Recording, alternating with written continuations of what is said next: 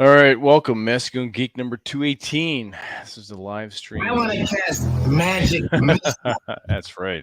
Live stream AD&D game session 40. And without further ado, I'm kicking it over to the rational DM, Mr. Raul Tomasi. Take it away. This is probably going to be it tonight. So if you didn't show up, you're probably going to die. Okay. Before we get fired away, DS, I need spell Thanks, Mike. from you, Jess. Oh, hey, thank you, Mike, very much. You know what? I should actually probably go and promote this too. Hang on. Say again. What was that? I need spell pulls from you real quick if you have them handy. Feel free to just like put them in the. You can put them in the private chat. Just like type them out in the private chat, and then I'll grab them from you there. Thanks, Mike. Before we get started, Robert Blodgett, roll me a D4 for your luck points because you are gonna need them. All right. Yep. Great. Oh, make sure you go. Hang on, let me go grab the link and then we'll tweet this shit out. We forgot to let everybody know. Hang on. Share, copy, and head over to the private chat. Go tweet that shit out, please. Then thank you.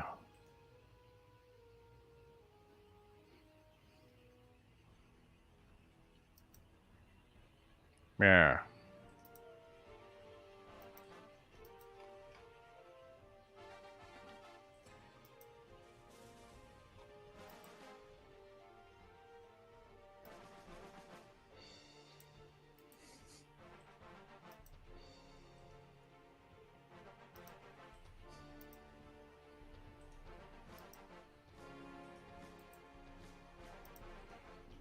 Fuck.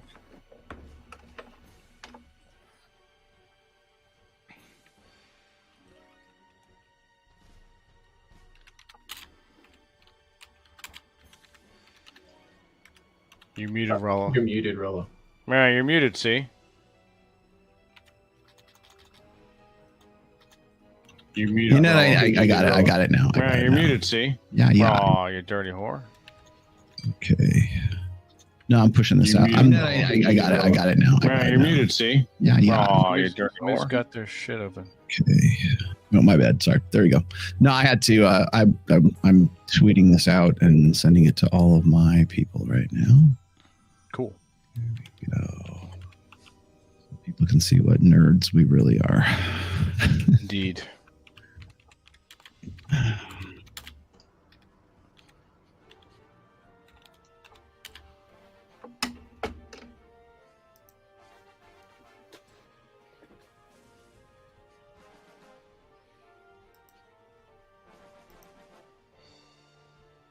All right, that's Twitter. Let's see. How about Facebook? Maybe I'll just do it on Facebook too.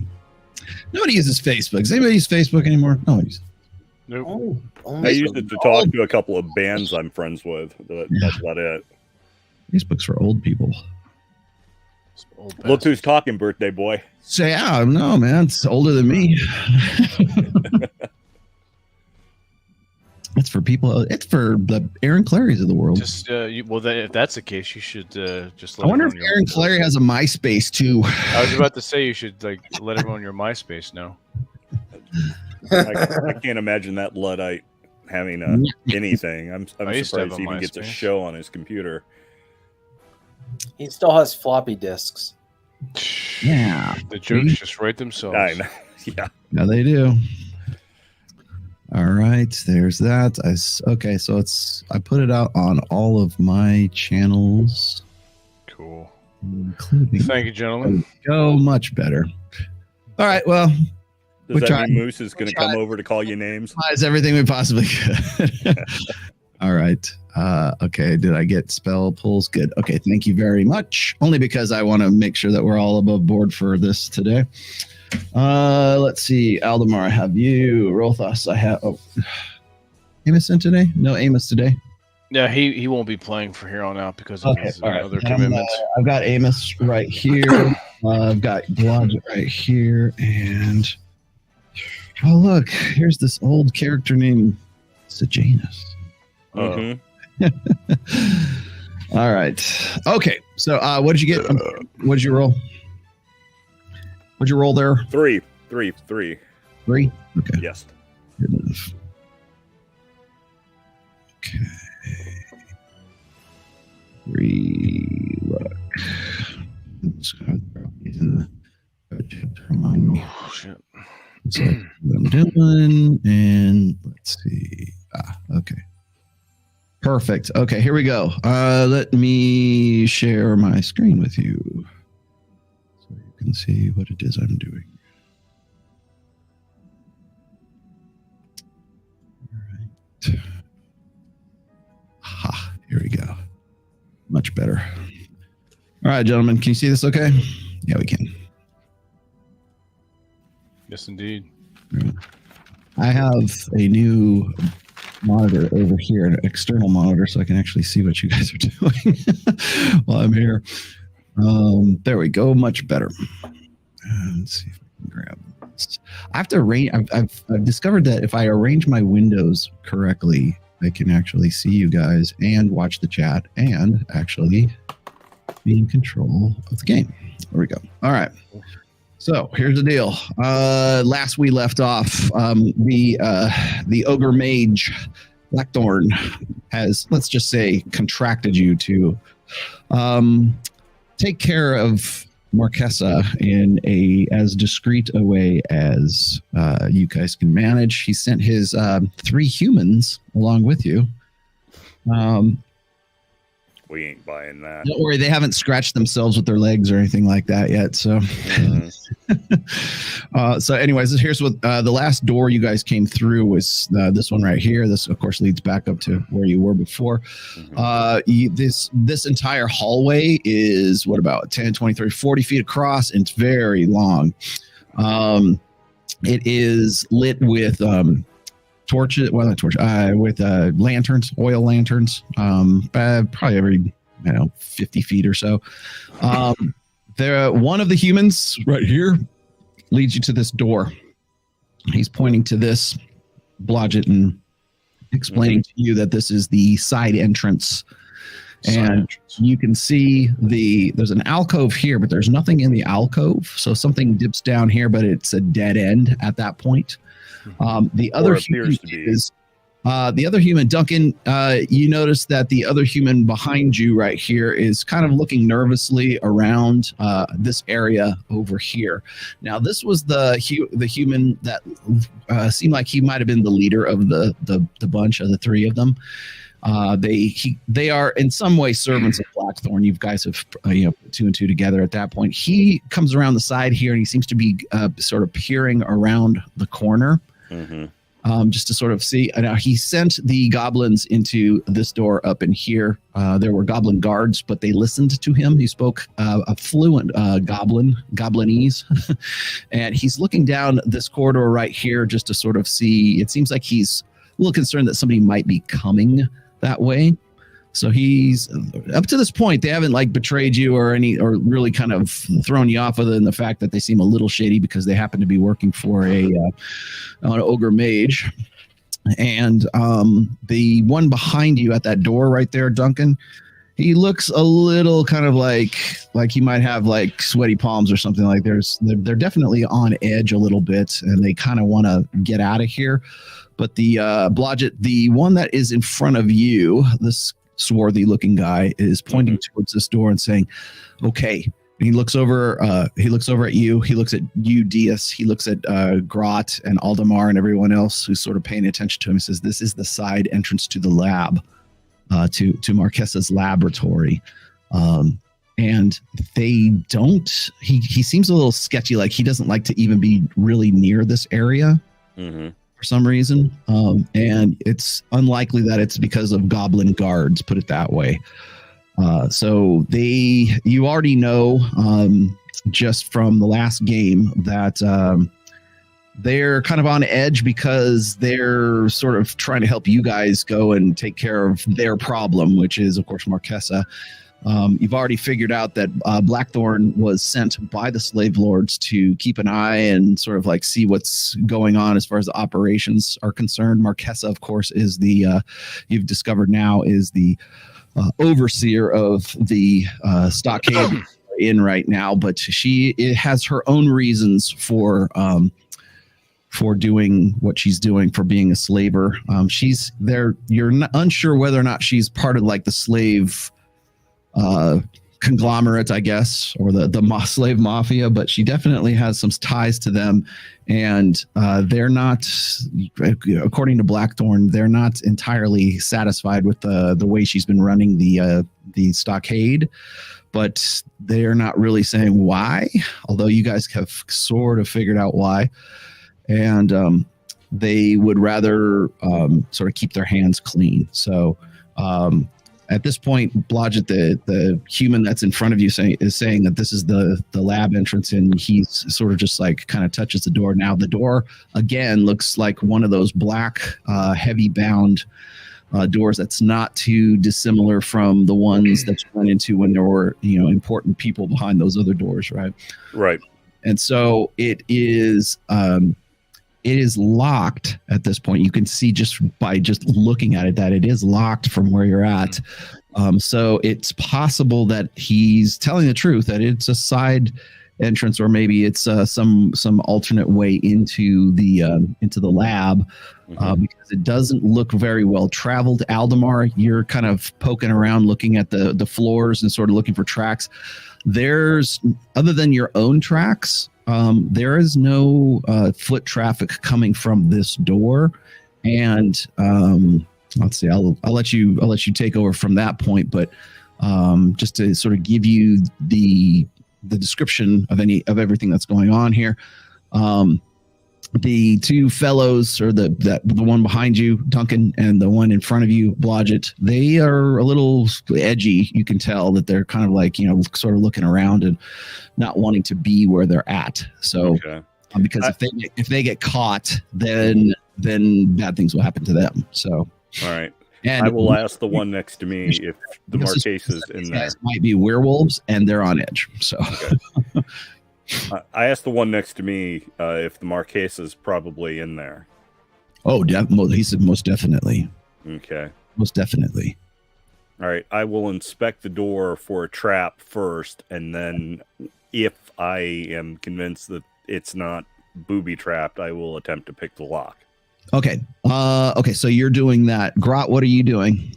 You're seeing all this going on. You're involved in this conversation as well.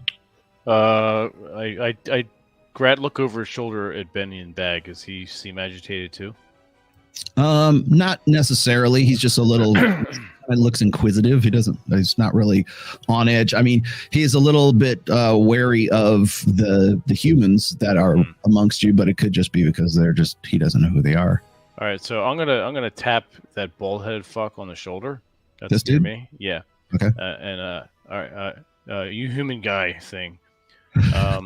Whatever you call yourself. What that thing? What do you know? What behind door?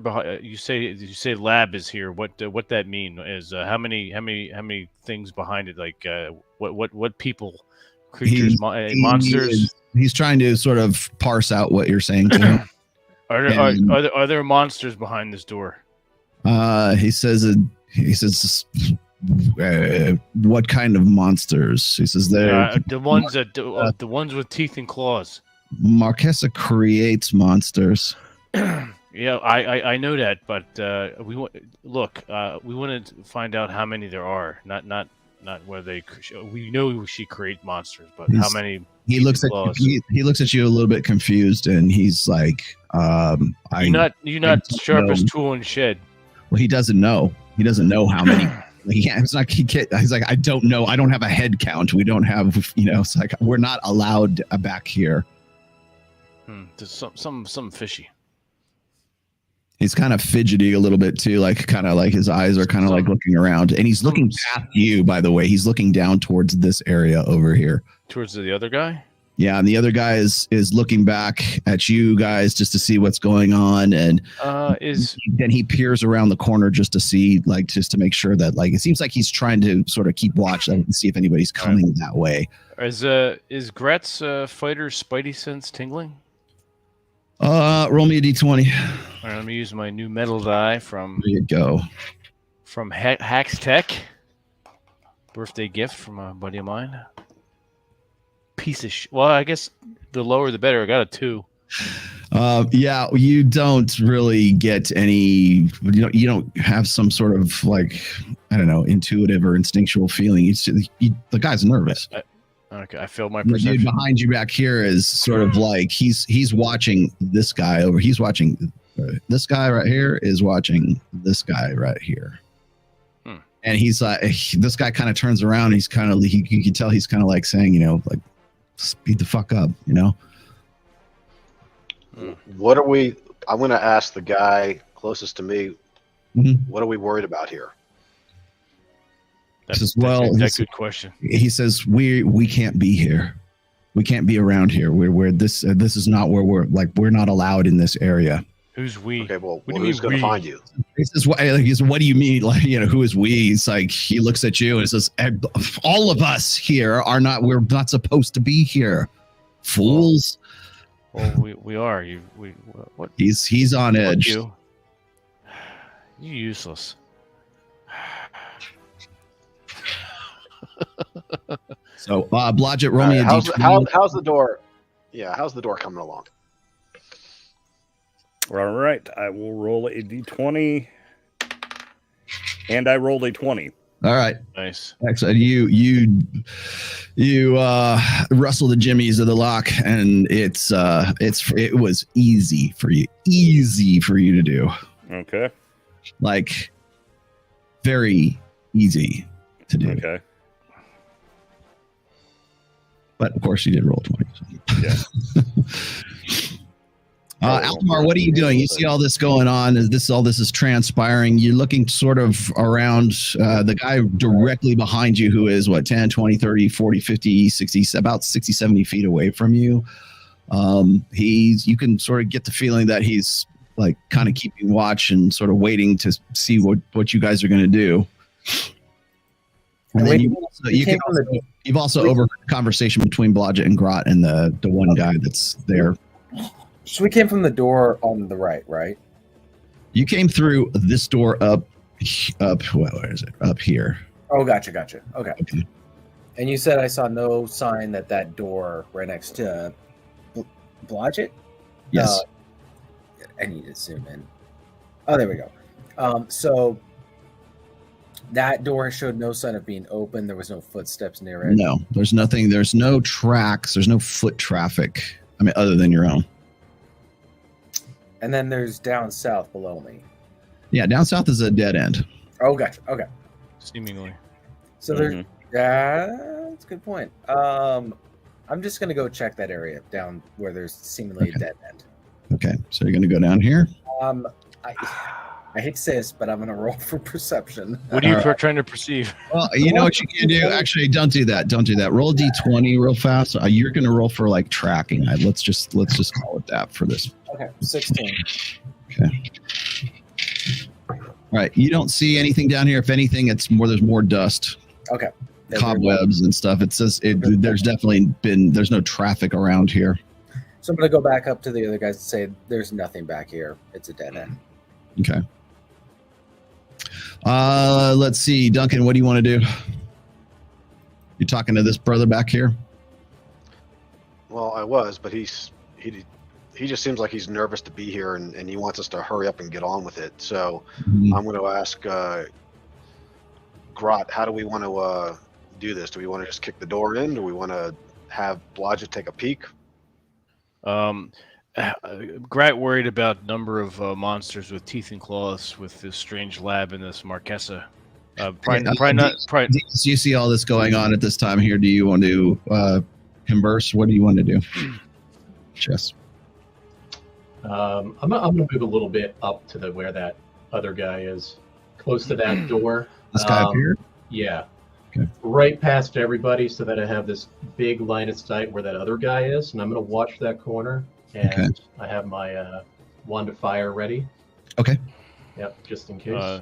A great reply to Duncan. Let's have a small friend open door to reconnaissance to see inside, and then I say we bust in and surprise monsters. I like it. Trying to think what Gray let's do it.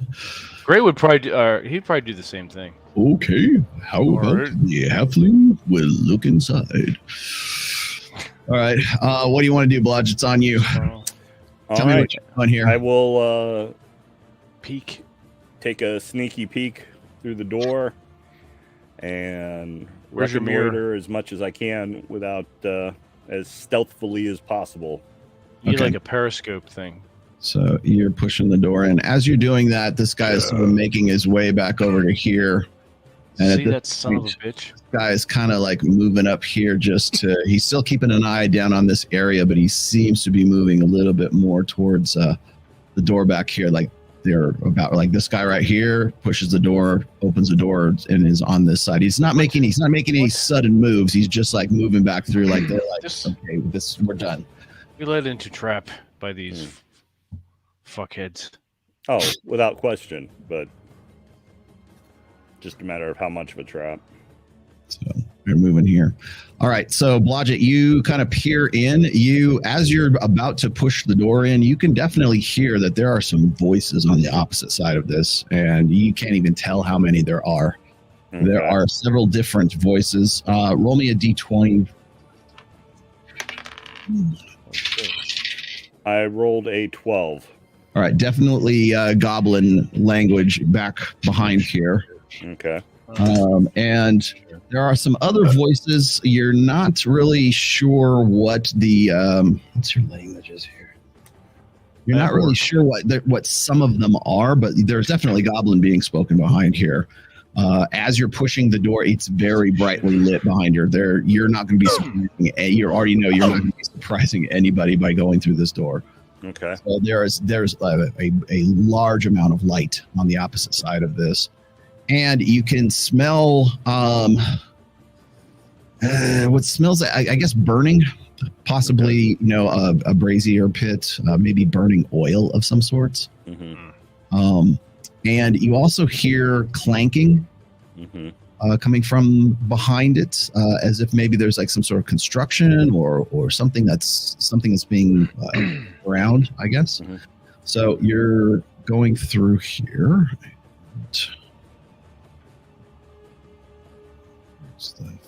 There's the fog. Okay. And I'm going to give you so much to see. And I need to get this off.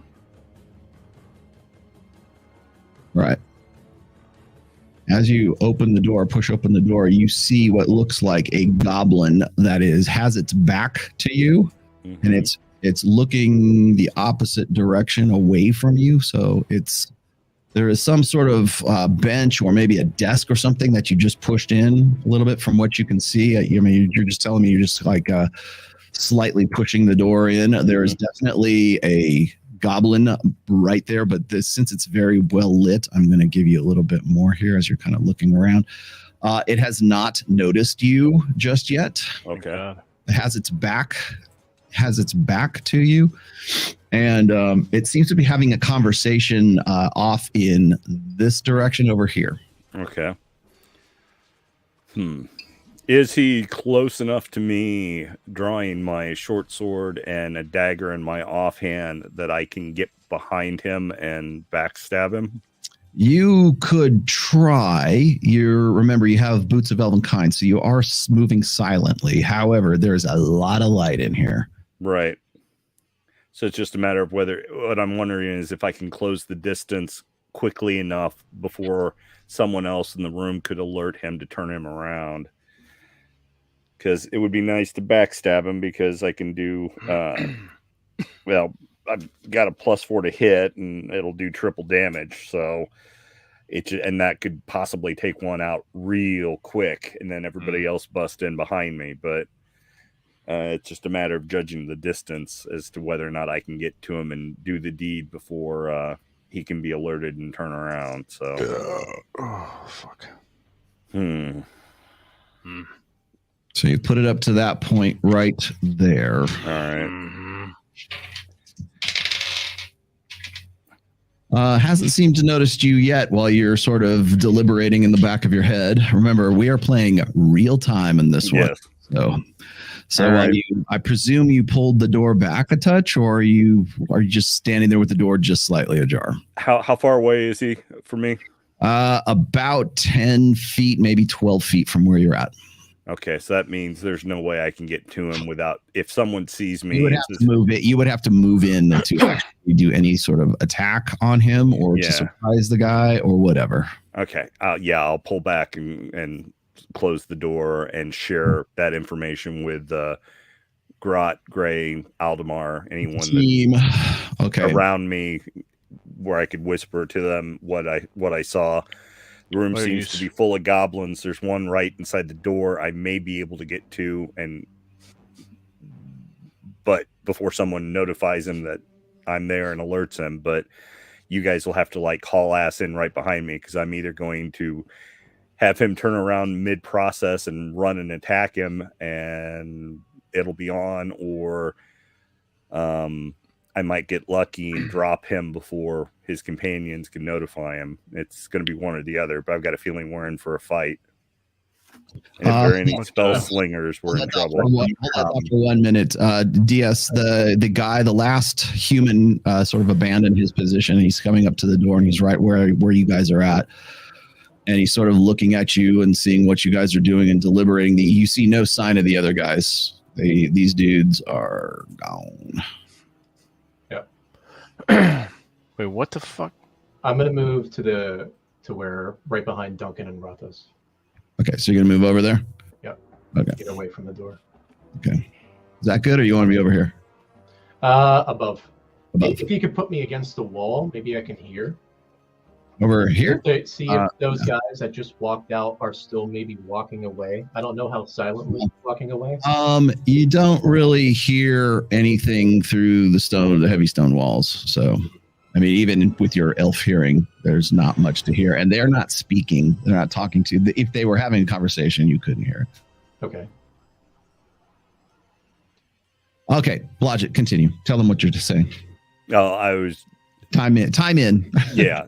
All right. If we're gonna do this, I can try and sneak in and get one from behind while you guys wait for me to make that attack, and then bust in and go.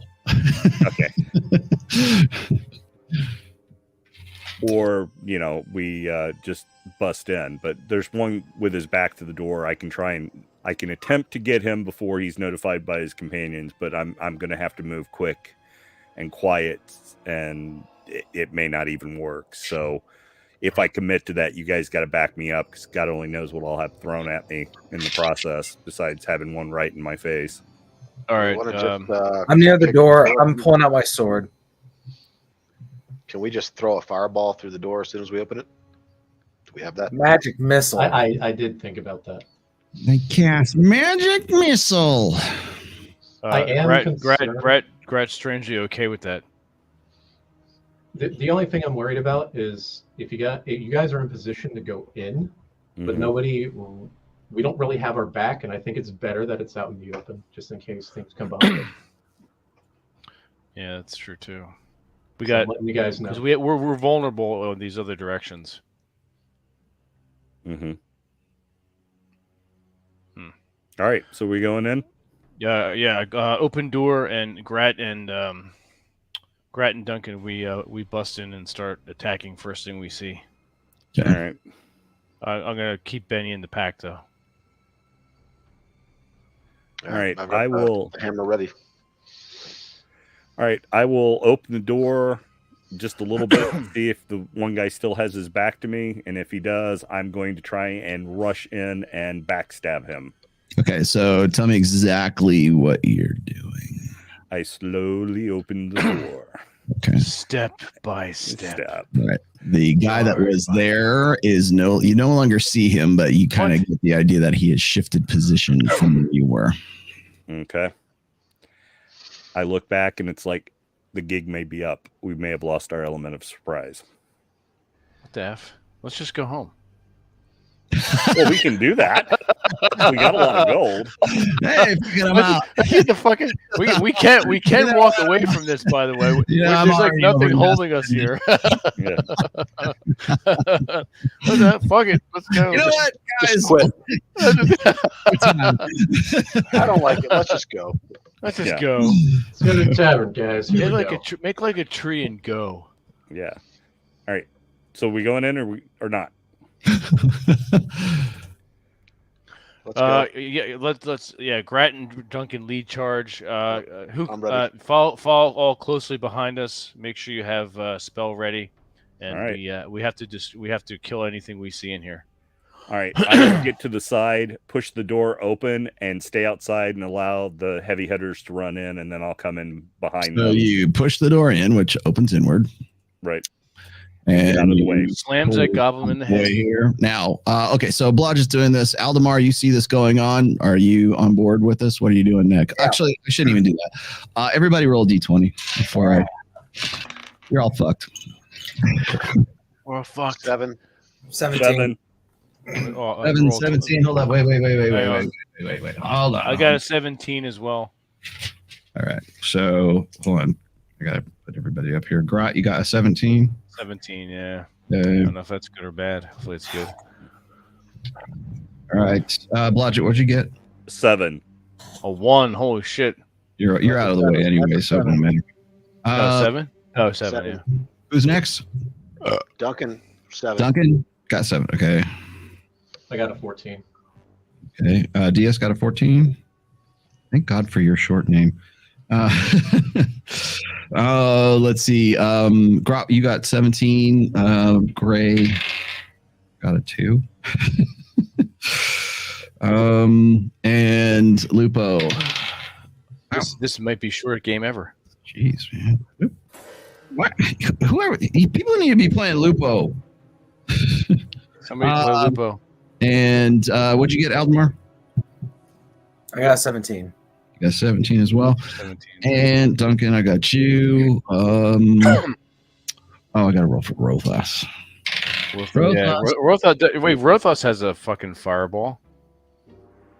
That's He's what casting fire. That's what I said. Nobody wanted to listen to him. Nobody He only wanted to gets to do it once.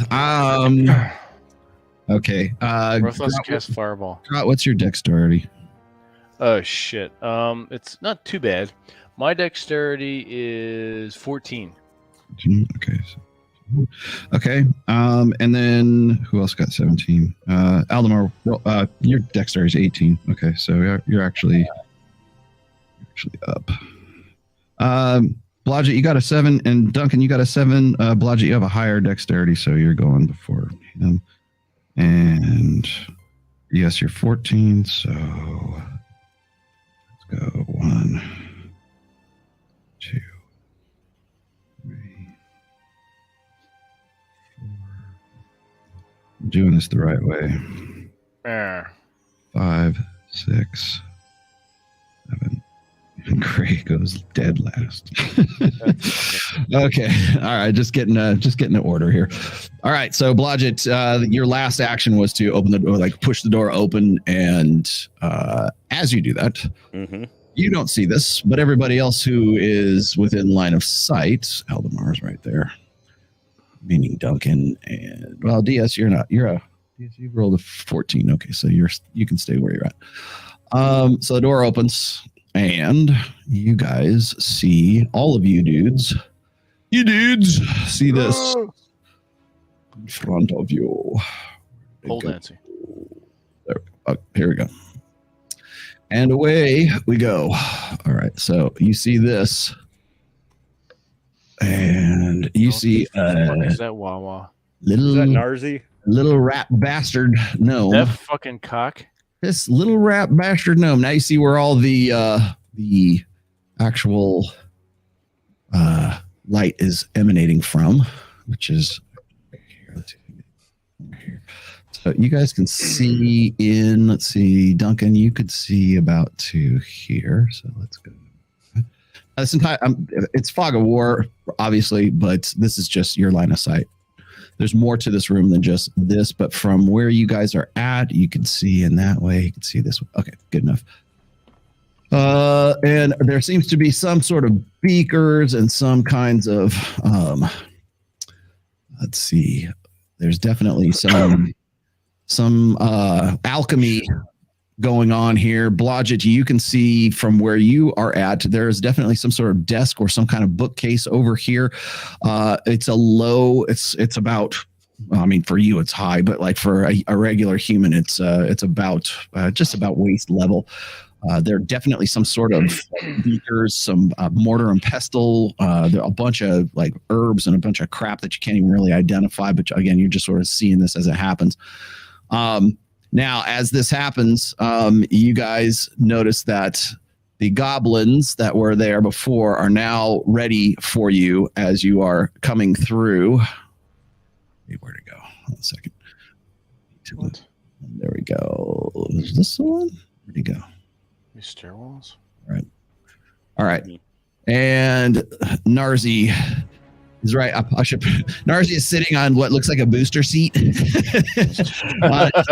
On a human-sized chair right there, and he looks at you and he goes, "You suckers!" And you can see he's like warming something up in his hand. You also see in the other hand, it looks like he's got what looks like a pearl or some kind of like very large pearl that's sitting in his hand. And his other hand, he looks like he's got some he's warming up something. Oh no, he's got the Lochnar. So he's looking at you guys as you come through. Now, Aldemar, you're the only one who has initiative in this phase. So what do you want to do? I'm gonna go in. I don't have a shield. I'm gonna go in.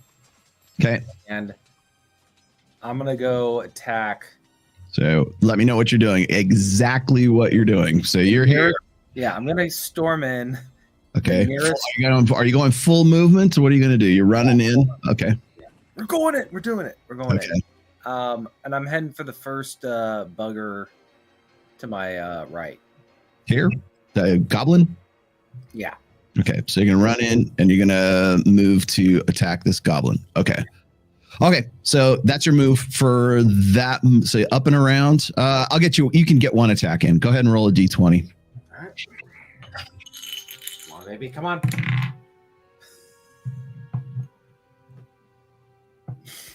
I rolled a 1. You rolled a, oh my goodness. Well, I appreciate your honesty. So, Son of a bitch. I appreciate your honesty. I really do. This is not my natural. You know what? I'll make your death as entertaining as I can. Fantastic. You chop off your own arm. Oh boy, this is gonna be a joy. Okay. Okay, roll me another d20.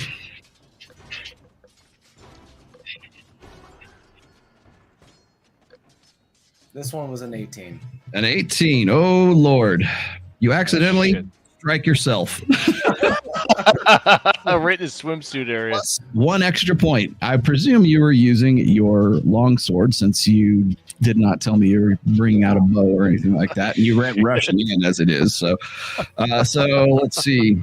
All right. So, and in addition, you fall on your back and are unable to right yourself until you make a D16 agility check on your next turn.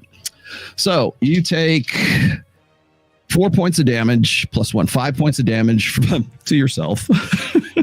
Hey, trust me, no, it's worse. You could have just completely like lost your sword entirely. So you take 5 points of damage from yourself, and you fall flat on your ass, and you've got to do you got to roll me 16 or better on your next turn. Do the goblins lose initiative while they're laughing at him? Yeah, hopefully. All right. So let's see. Next in initiative order is Lupo. So Lupo sees this and he's going to run off to this side because it looks a little daunting to him. All right. Now here's the deal. As you're doing that, Aldemar, let's see.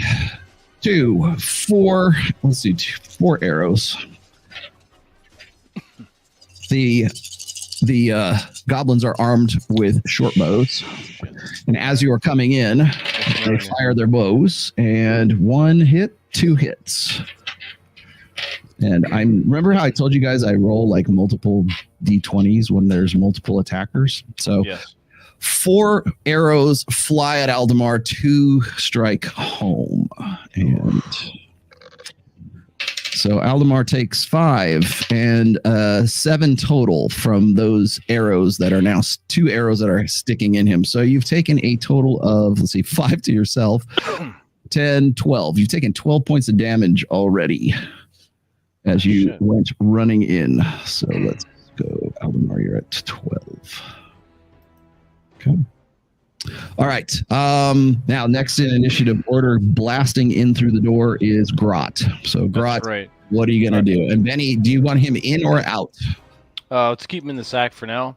Okay. I'm really Grat pissed off. Grat is going for and is going to try to get at least 1 sword swing in on that little fucking shitbag.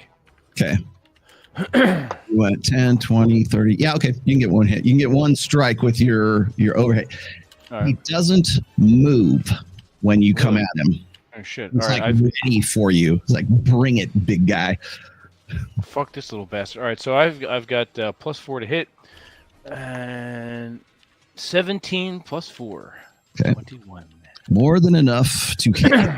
All right, so As damage, you hit him, you notice that the pearl in his other hand flashed bright blue, and your long sword feels like, you know, like when you have 2 like different polarities of magnets, when you like put 2 of them together, it hits on him and then it swings back this way. So it's like it repulses your sword as you're striking what down. Fuck? And he laughs at you in like that, like so. And what happens? I'm gonna step on you later. Is Narzi splits into multiple Narzis. Son of a bitch. Little help over here.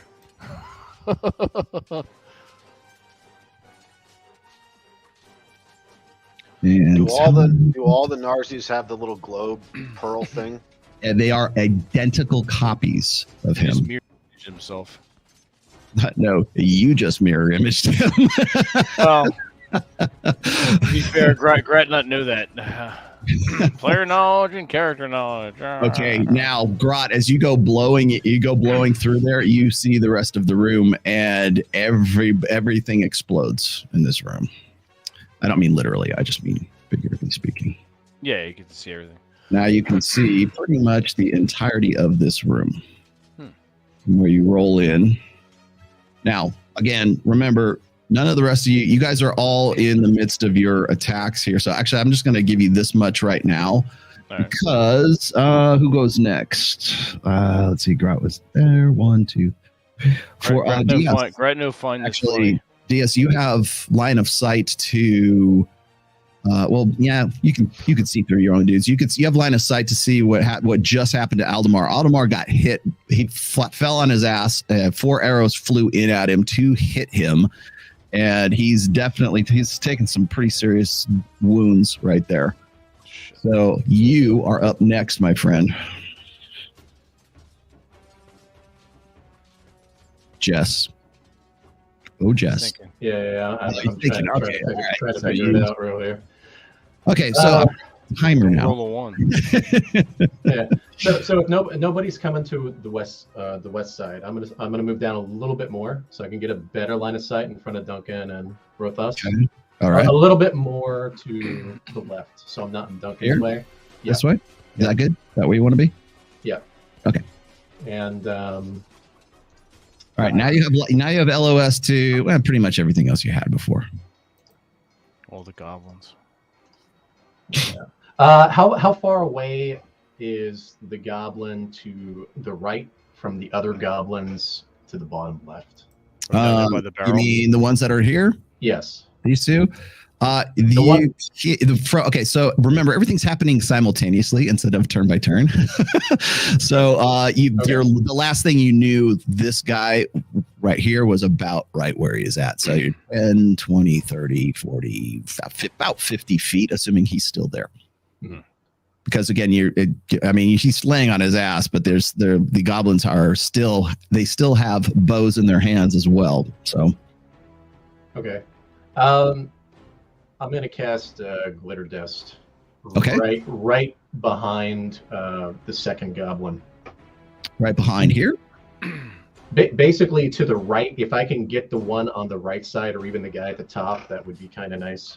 So this one, where do you want to center it? Because I'm gonna give you a ball. Where Aldemar is, okay. 2 of those blocks to the right, in the 1, middle. 2 here. Yeah, that's within 20 feet of them, or how far away is that? Yeah, it's about 20 feet. Okay, I'm going to do that. 20. So you want the glitter bomb right here? Correct. Okay. Glitter right. The glitter bomb. It's a glitter bomb. All right, let me see what I can do. That spell uses a lot of glitter. Yeah. While you're doing that, while I'm doing this, explain to me what the glitter bomb does there. Oh yeah. Let's see. So, what's the radius of it? By the way, it's a 20-foot cube. Okay. Golden particles in the area of effect. Those in the area must roll a successful saving throw versus a spell or be blinded with a -4 penalty to attack, saving throws, and armor class for 1d4 plus 1 rounds. So is it just a lingering effect? Is that what you're saying? What's the duration? So the casting time is 2. Duration, it says special. I don't know what that means. Okay, read me is this from first edition or what edition is this from? This is second. Okay. What is it? Is that an illusionist spell? It is a conjuring summoning. All right. Is it a priest spell? Is it a magic user spell? Yes, wizard spell. 2nd level. And it's called what again? Glitter Dust. Glitter Dust. And as I'm doing that, I have this ground Mika that I'm, blasting with my hand. It's a magic user spell? Because I'm not. This is a. Seems like this is a. It's not first edition. It's not. What edition is it? It's the one Vince sent me, or told me, I believe. Read it. I'll allow it, but just read me the description of the spell real quick, because it's not in our edition. Okay, got it.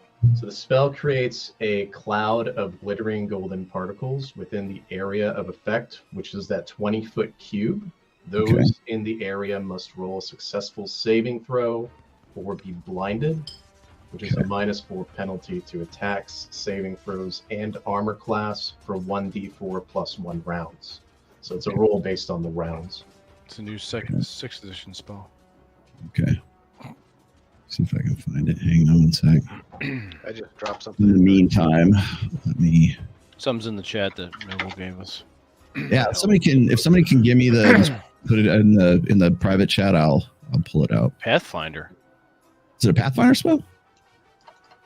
That's just the first thing that came up. But it's coming up the same description everywhere I find it. That description is pretty accurate. Okay.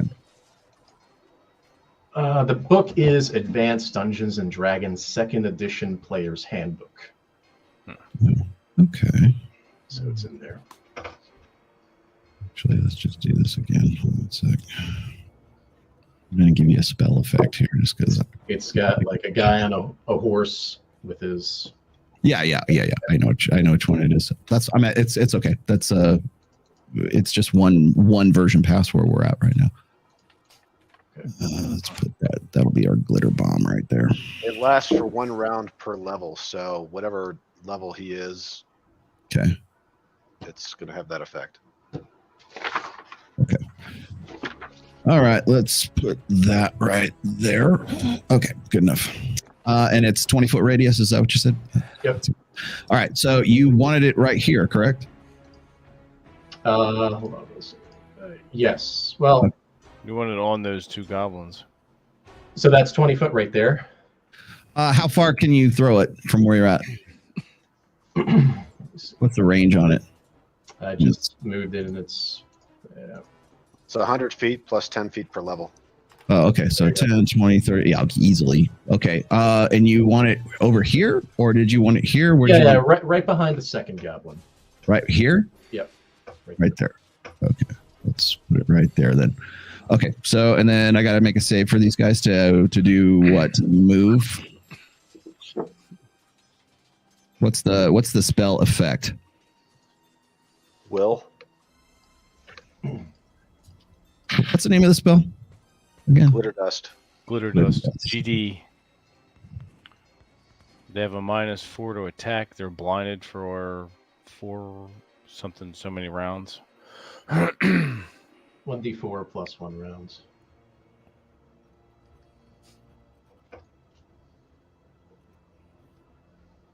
There we go. Okay. Spell creates a cloud of glittering golden particles within the area of effect. Those in the area must successfully save versus spells. Okay, so those two. And one actually does. And I'll make it the one on the edge. Those are in those area must successfully save. Okay, or be at -4 penalty to attack, saving throw, armor class. Okay, got it. For 1d4 rounds. Okay. And let's see how many. +1. Okay. All right. And all within the area covered by the dust which cannot be moved. Can you just try to sparkle until it fades? So you made them sparkly goblins. Note that this reveals invisible creatures. Okay, there's nothing there. The dust fades in 1 to 4 rounds, plus 1 round per caster level. Okay, the glitter dust. Okay, so I'm just going to leave it right there. So if anybody has to fire through it, I'll say it's obscuring. Good enough. Okay.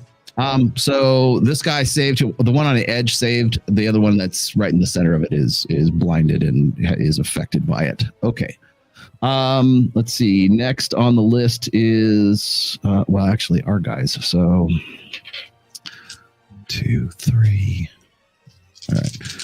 Grot, as you're rolling in here and making your attacks. 1, 2, 3. And 1, 2. Okay, so you are hit by 3 arrows as you run through the door and are making attacks on Narzi. 1, 2, 3. So okay, you just taken 8 points of damage from arrows that just hit you. So they're flying at you from somewhere. You don't know where they've come to, where they've hit you from. But definitely in this direction down here is where the arrows have hit you, okay? And it wasn't these 3 guys because these are the guys that shot at Aldemar. Those arrows came from down in this area. Next, I have, let's see, who's up after Diaz is Rothas. Let's see, what should Rothas do? Fireball. Fireball! Well, not while we're in here. Dude, Rothas no, but that's exactly what Amos would probably do. I'm just saying. Yeah. So Rothas moves his happy ass in here, and let's say, gosh, so if he went rolling in here, he would see Grot. Grotz now has 3 arrows inside of him, and let's see. How much damage did I take? I said you took 8 points of damage. Oh, well, I had moved. I didn't know you were talking to me. Yeah, you just took 8 points of damage. You have 3 arrows sticking in you right now. Mar has 2. Oh, you'll see in a moment. Rothas, let's see. Rothas is going to... Okay, you know what Rothas is going to do? He's going to... I want to cast Magic Missile. Exactly. Rothas is going to cast Magic Missile at one of the Narzi clones there and hope for the best. So... the Narzi... Do you want me to roll like a 10-sided dice and give you a number and you assign? Yeah, numbers? actually, roll me a sided dice. Roll you a 10? Yeah, roll me a 10-sided dice. All right. So I'll go on 2. the 10-sided die, I rolled a 2. Okay, so the one that's dead in front of Grot right there. So that's because we're going to go 2, 4, 6, 8, 10. So that's good enough. We'll throw for that one. And the magic missiles streak past Grot. One of them hits the Narzi, that one of the Narzi clones that's dead in front of you. Mm-hmm. And again, the magic missiles bend around him, but you can't tell. He kind of like takes it on the chin, but you can't tell if it's done any real damage to him. But the other magic missiles go into the other clones and basically pass directly through them. So that'll be Rothos for this turn, because that's what Rothos would have done. And the next is, so that was Rothos. 5, 6. Next is Blodgett. Blodgett, you're up next. What are you going to do? Stay right where I am. See any of the shit that just happened? Well, you see what happened to Grot. You don't know what happened to Aldemar. I'm going to stay right where I am until everyone else has gone in there, because I am not going to make myself a target, because I won't help anyone if I'm a target. I can only help them if I'm not noticed. All right, you would do that. Next up, Duncan, you're next. No, wait, Blodgett. Yeah, Duncan, you're next. What are you going to do, brother? I am going to attack. Everything happened up to this point. Everything that's happened, you've seen happen. Okay. I'm going to attack the goblin nearest to Aldemar to give him some time to recover, since he looks like he's having a hard time. Okay, so 1, 2, 3. Yeah, you could do that and get one attack in. That'd be fine. All right. All right, Duncan. You, as you go in, you see that there is another goblin that's up here at the top of these stairs that are about 20 feet up off of the floor.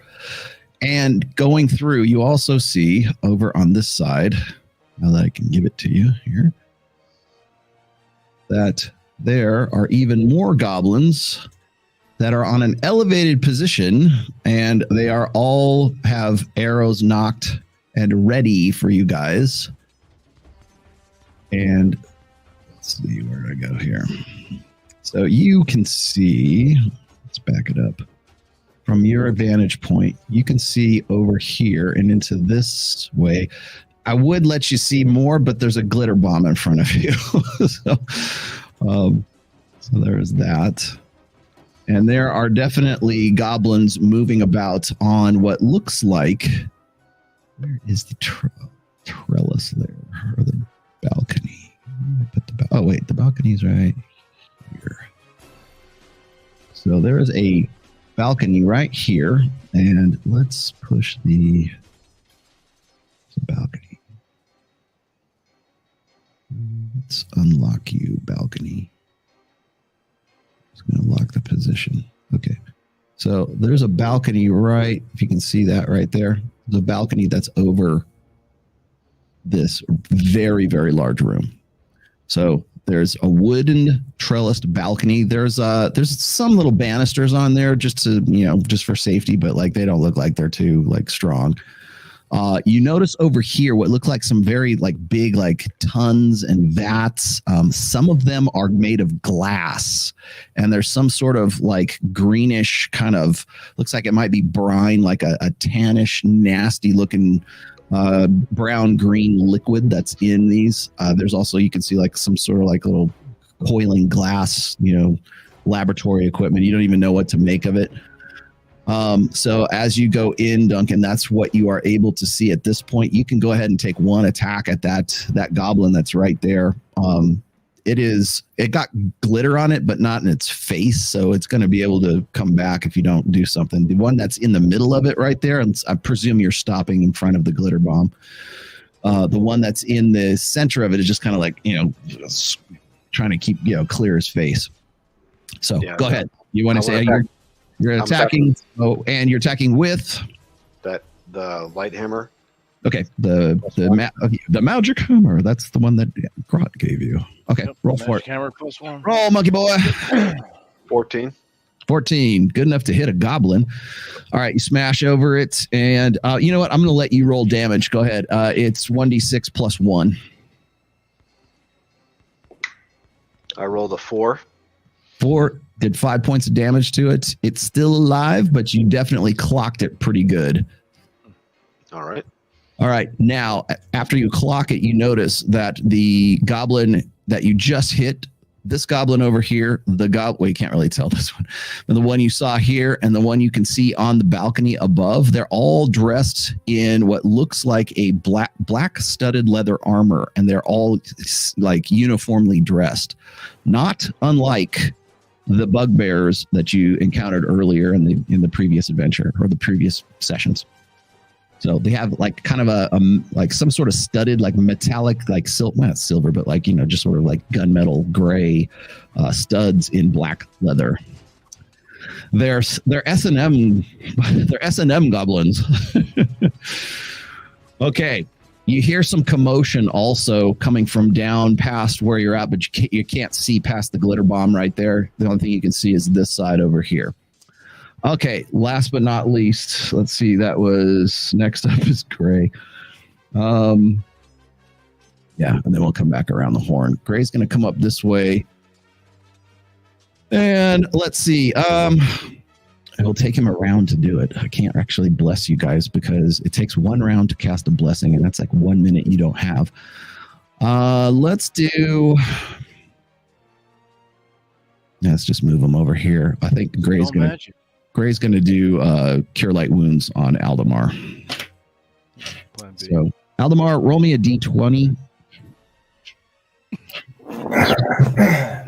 Cure Light Wounds is easy, so.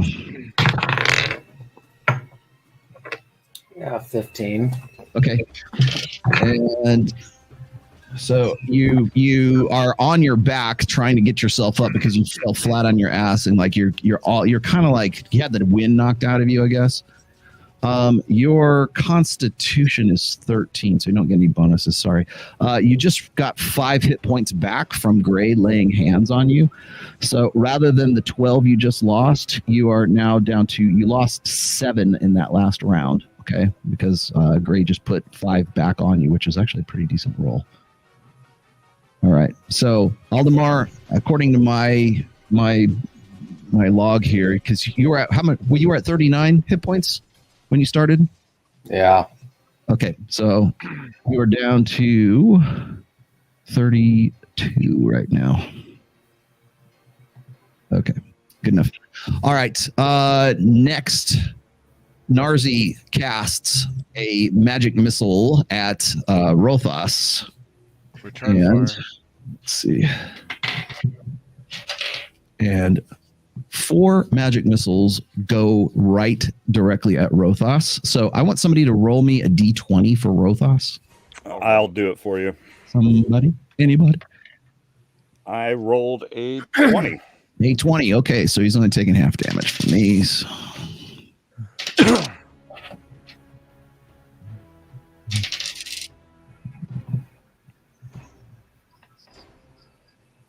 Okay, so Rothas kind of gets slammed up against the this right here. You don't see exactly where the magic missiles are coming from because all of the Narzi clones point it the same way, and some of the magic missiles pass through him, but 4 of them hit him, and he took half damage from that. I will keep tally on Rothas, who is at. Go. He started with 20 hit points. Okay, that's good enough. All right. So Rothas is still alive. He got slammed with a magic missile hit. Now, at this point, goblins have moved this way and this way. And the one that is next to you, Duncan, drops his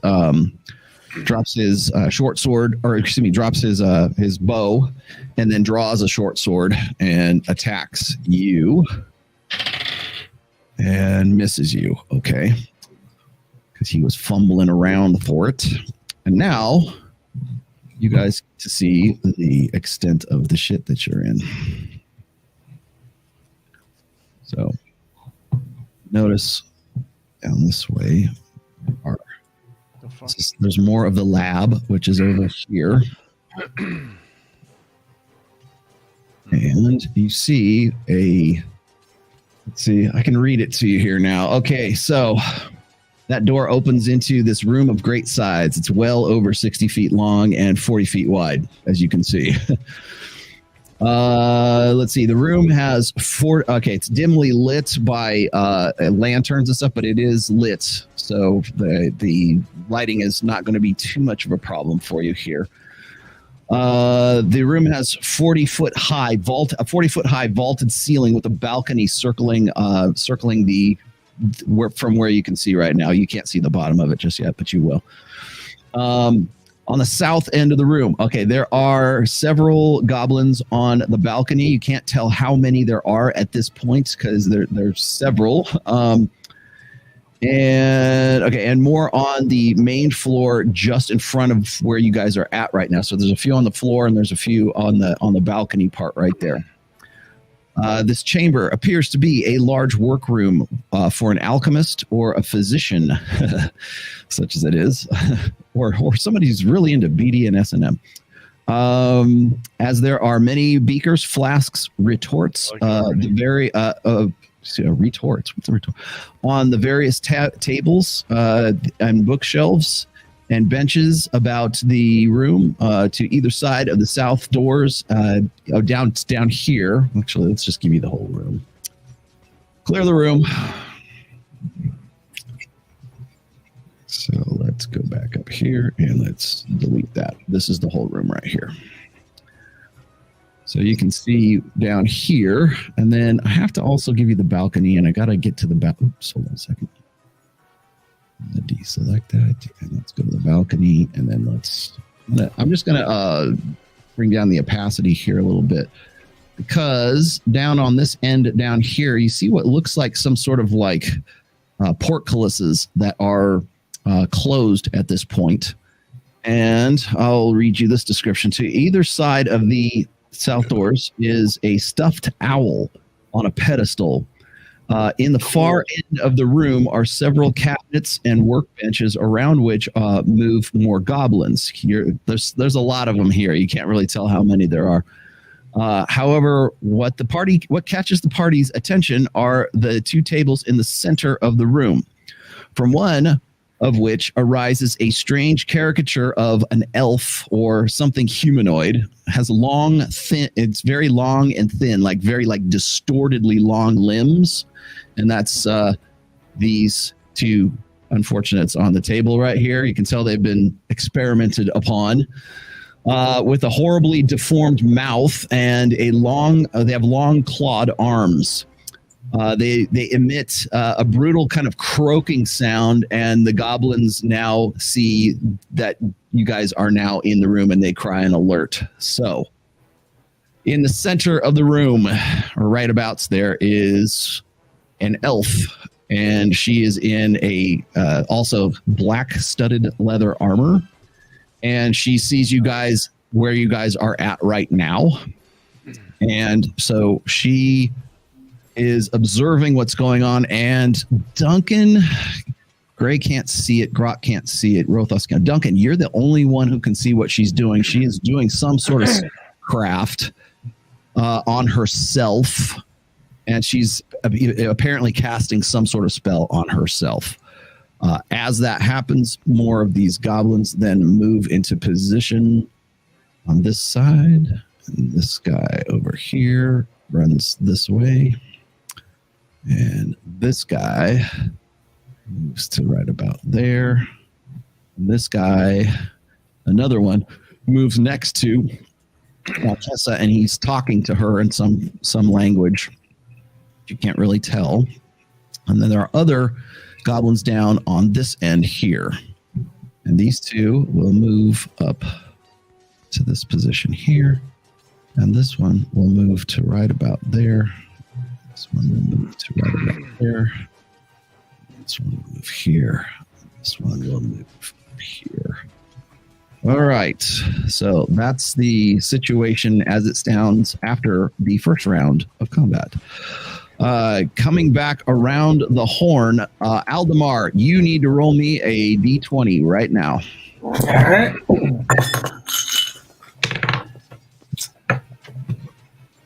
9. You're still flat on your back and cannot do anything this turn. Next in line is next in line is Lupo. Lupo drops the bullseye lantern, whips out his footman's hammer, and goes barreling ass into the room next to Grot. Yeah. And swings at this Narzi here. Get him. All right. Actually, Blodgett, roll me a D10. Yeah, a D10. Will do. Okay. I rolled a 1. A 1. Okay. All right. He takes one swipe with the footman's hammer that he has in his hands. Just like, think of, you ever see, what was it? Timothy Chalamet in the King, remember? Mm-hmm. He's just like, he whips it around and like smashes at this Narzi copy right here. Mm-hmm. And that Narzi copy disappears. So he's blasted his ass into the room, and now it is Grot's turn. He's the only Lupo's the only one who has the drop on you, Grot. Well, Grad, very grateful. All right, I'm gonna go ahead. The Narzi in front of me, I'm attacking. Okay. Plus 4 to hit. Okay, before you do that, Blodgett, roll me a D8. Blodgett. A D8. Okay. Yes. There's only 4. Right. An 8. Okay, go ahead, Grat. Fire away, Gridley. All right, 10 plus 4 is 14. Okay, you swing overhanded onto the one that is right in front of you. Roll me damage, please. Okay, 1d10 plus 9. 1 plus 9 is 10. Nice. 10 points. You Boom. managed to destroy another copy. I'm going to step on you when you're done. It's over. Narci's like, You're making it worse. laughs at your face. I laugh at the superior strength of you, Grat. Step on you, you little fucking piece of shit. Okay. Piece of shit. Next in line is Diaz. You're up. What are you going to do, my friend? You cast a glitter bomb. You're throwing a glitter bomb, which is going to last for at least 2 more rounds. So Yeah, Something else cool. I'm gonna go into the room and okay. go pretty much Yeah. go right above Duncan and 20 more Aldemar. feet. You got about 20 more feet. Where are you going to go? We'll get right in between everybody there. Right here. Yep. Can I see that big room to the south? Do I see Marquesa down there? Yeah, because you do, because Aldemar is prone right now. Okay. So Silver linings. because is that Marquesa is the question. Because you told me By all intents and purposes, they said she'd be here, and that's the only elf that you can see. Right. That's there. In fact, yes, you know, Black because leather gives it away. you know 100% it is, because you and Rothos were sent here to get her. And you know I have that wand of fire, so I'm gonna shoot it with a fireball right at her in the middle. Okay, so 10, 20, 30, 40, 50, 60, 70 feet. Yeah, you're about right. Okay. Yeah. I didn't ask how big the room was. I said I cast fireball. Back to justice, Marquesa. Right. Do it. Okay, so fireball. 66 damage. Fireball! Save for half. All right. Unless you're Hold your horses there, senor. could be lower level though. Hold your horses. That's 3rd level. Sorry. We've killed so many of our own party with that spell. It's Yes. like our You have. X-ray spell. Right? Right, so it's going to take you 3 segments to cast that. So you've moved your full distance and you've got to go into casting it, which is going to take some time. So let's. Now, is it the same for a wand? Since it's a Oh, wand? sorry. I'm sorry. Yeah. Yeah, that's right. It's from the wand. You are correct. So that's only 1. Okay, good enough. And let's see, where's it going at? All right. So okay. So Unfortunately, you're probably, well, you won't catch Duncan, but you'll probably catch Gray, Aldemar, this guy, and definitely these two, and anyone else that's behind her, because it has 10-foot range plus 1 inch per level. You are what? What level are you? 5th level? 3rd when it comes to wizard. So she's at the 70. She's at the 70 mark right there. Yeah, that'd be 70 yards. 70 plus. So you're about 150. So that's 70. 40 yards. 24. Okay, so that's okay. It's just going to hit the wall after that. I was thinking if there's something else behind, but all right. Let's settle this right now. Aldemar, you need to roll a d20, my friend.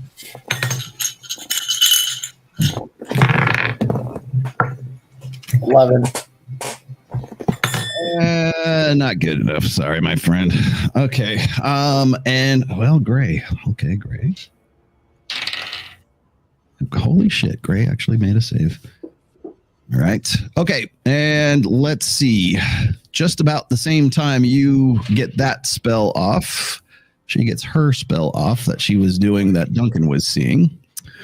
Let's see. Let's roll for Marquesa first. Okay. So Marquesa is just rolled an 18 for her save. So she's going to take half. The other two chuckles behind them are going to... One's dead. Oh, the other one is also. So, let's see, Marquesa. What's the fireball?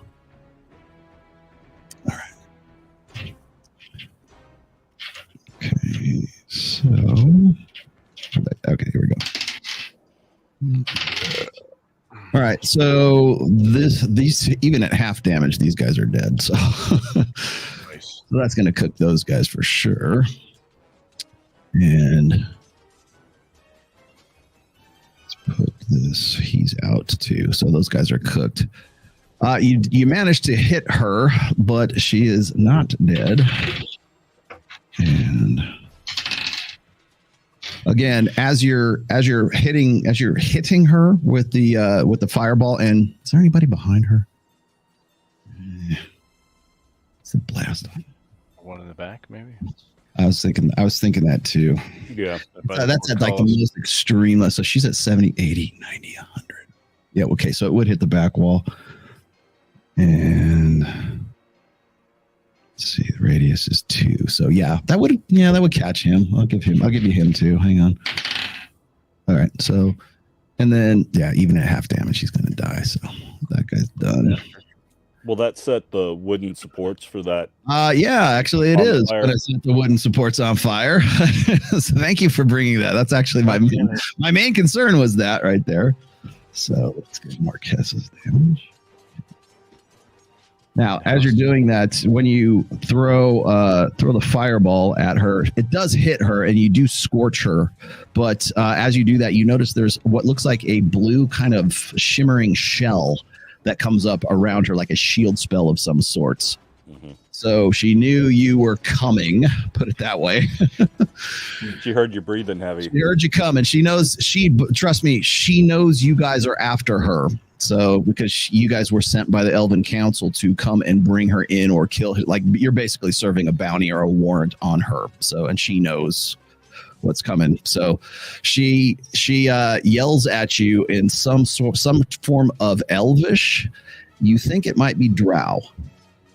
So just throwing that out there. You can't really understand what she's saying, but she's hurling some sort of dark elf insult at you, which is odd because you know that she's a high elf and not a dark elf.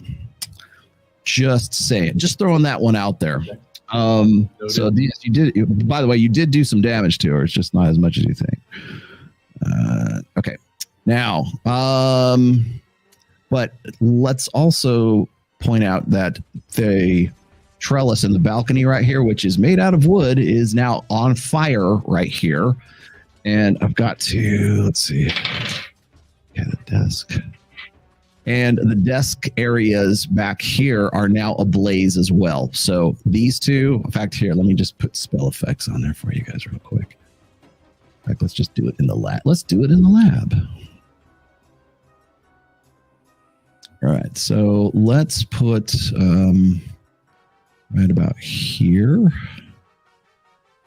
And grab that again. Oops. No, I don't want that. I need this. There we go. Keep using that wand to fire. Goes here. So, Light them up. where'd it go? Let's... Yeah, remember, we'll need it for werewolves and later.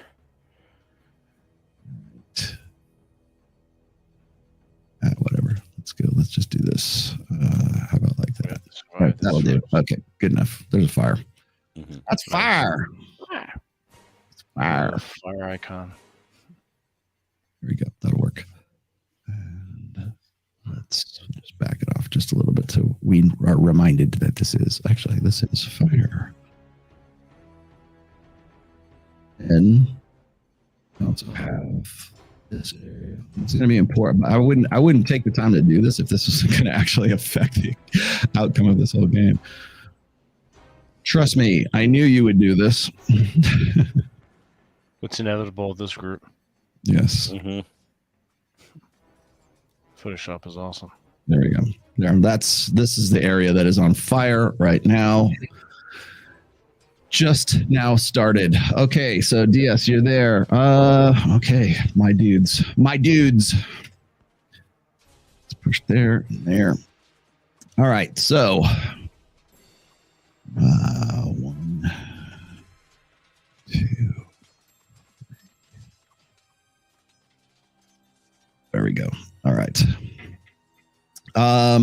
The one that is right next to Aldemar, that little rat bastard, is going to take another swipe at, well, I guess Aldemar's still down, so he's going to take another hit at Aldemar while the brother, hit the brother while he's down, keep the brother down, and gets you with a 19. Whew, one more. And Aldemar, you take 3 more points of damage. You are now at -10. And you're still trying to get yourself up. Okay. That was a bad fumble. Okay, so that was the melee. Okay, here we go. Let's see. Now they know who the spellcasters are. So 2, 4, 6. DS, what's your armor class? DS. 4. Okay. And he gave me a ring, but I don't know what the ring does. I think it's Ring of Protection. Yeah, you said it protects in some kind of way, but didn't Yeah. specify. So Yeah, maybe it's wishes. Wish this shit away. Ring. It's a ring of wishes. Way of wishes. I still got to throw here. 1, 2, God damn it. 3. Okay, so those 2. And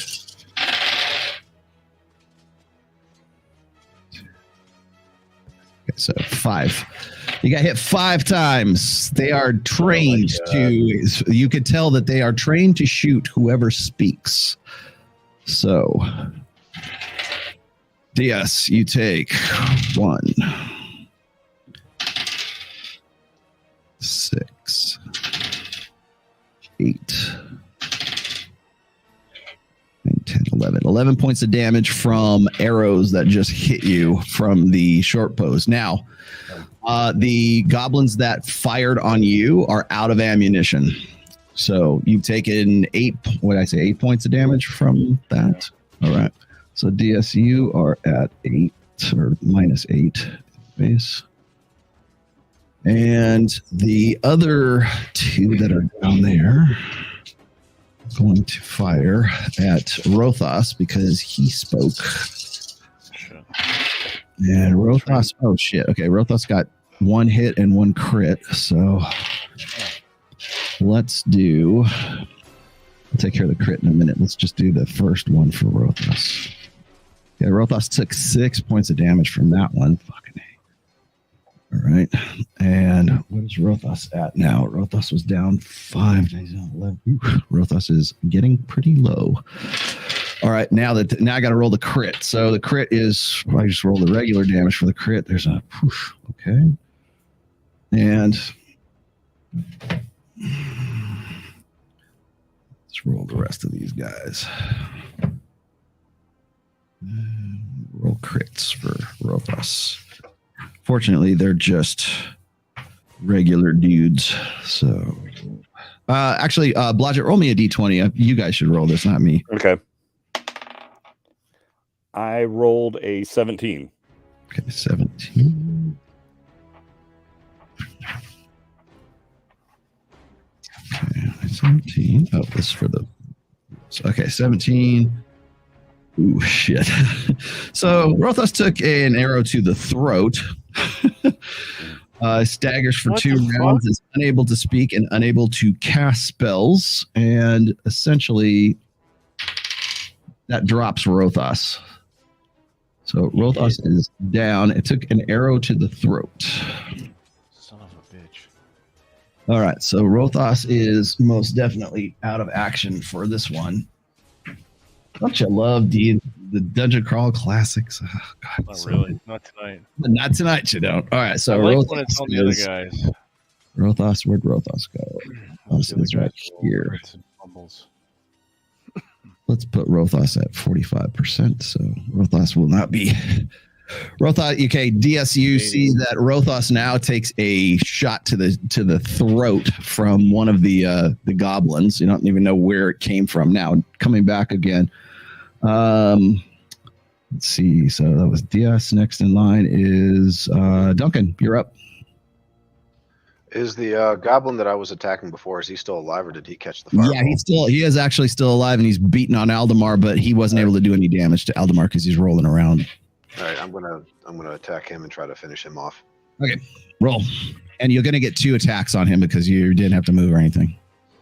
Okay, do I roll twice then? Yeah. Okay, first one's a 15. Okay. And the second one's a 13.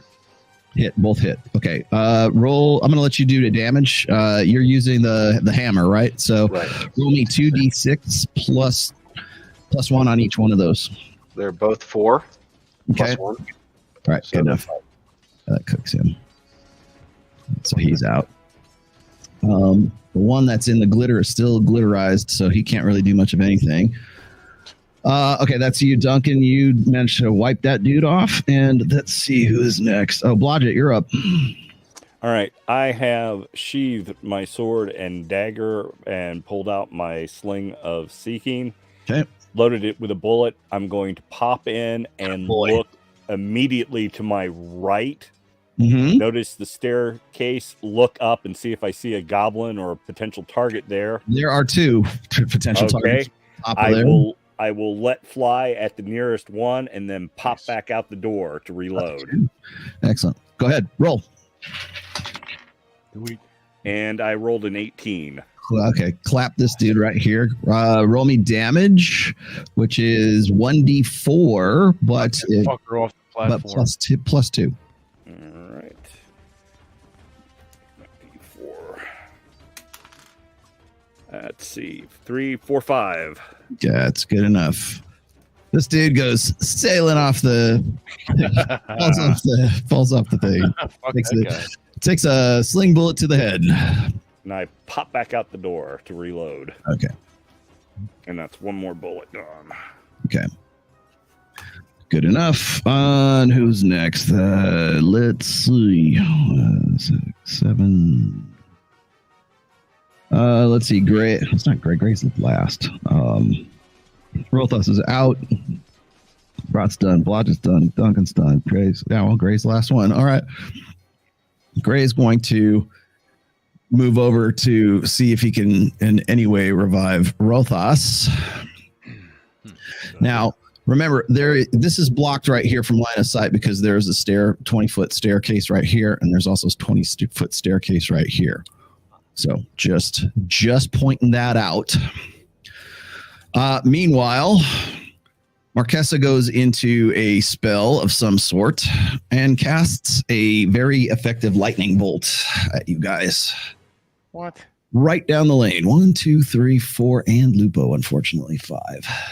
Son of a bitch. So She puts her hands together like this. And lightning just shoots straight ahead from where she's at. So now, Aldemar, roll me a d20, my friend. You left on that fireball. Let's see what you can do. All right, 15. 15. Okay, well, you're going to take half. DS, roll me a save for spells, please. Yep. I have it here. Okay. 18. 18. Good enough. Grot, roll me a d20, big boy. 15. 15. Does that save your ass? Yes, my spells is 14. Okay. Duncan, roll me a d20, sir. It's a 2. Lupo, you take full damage.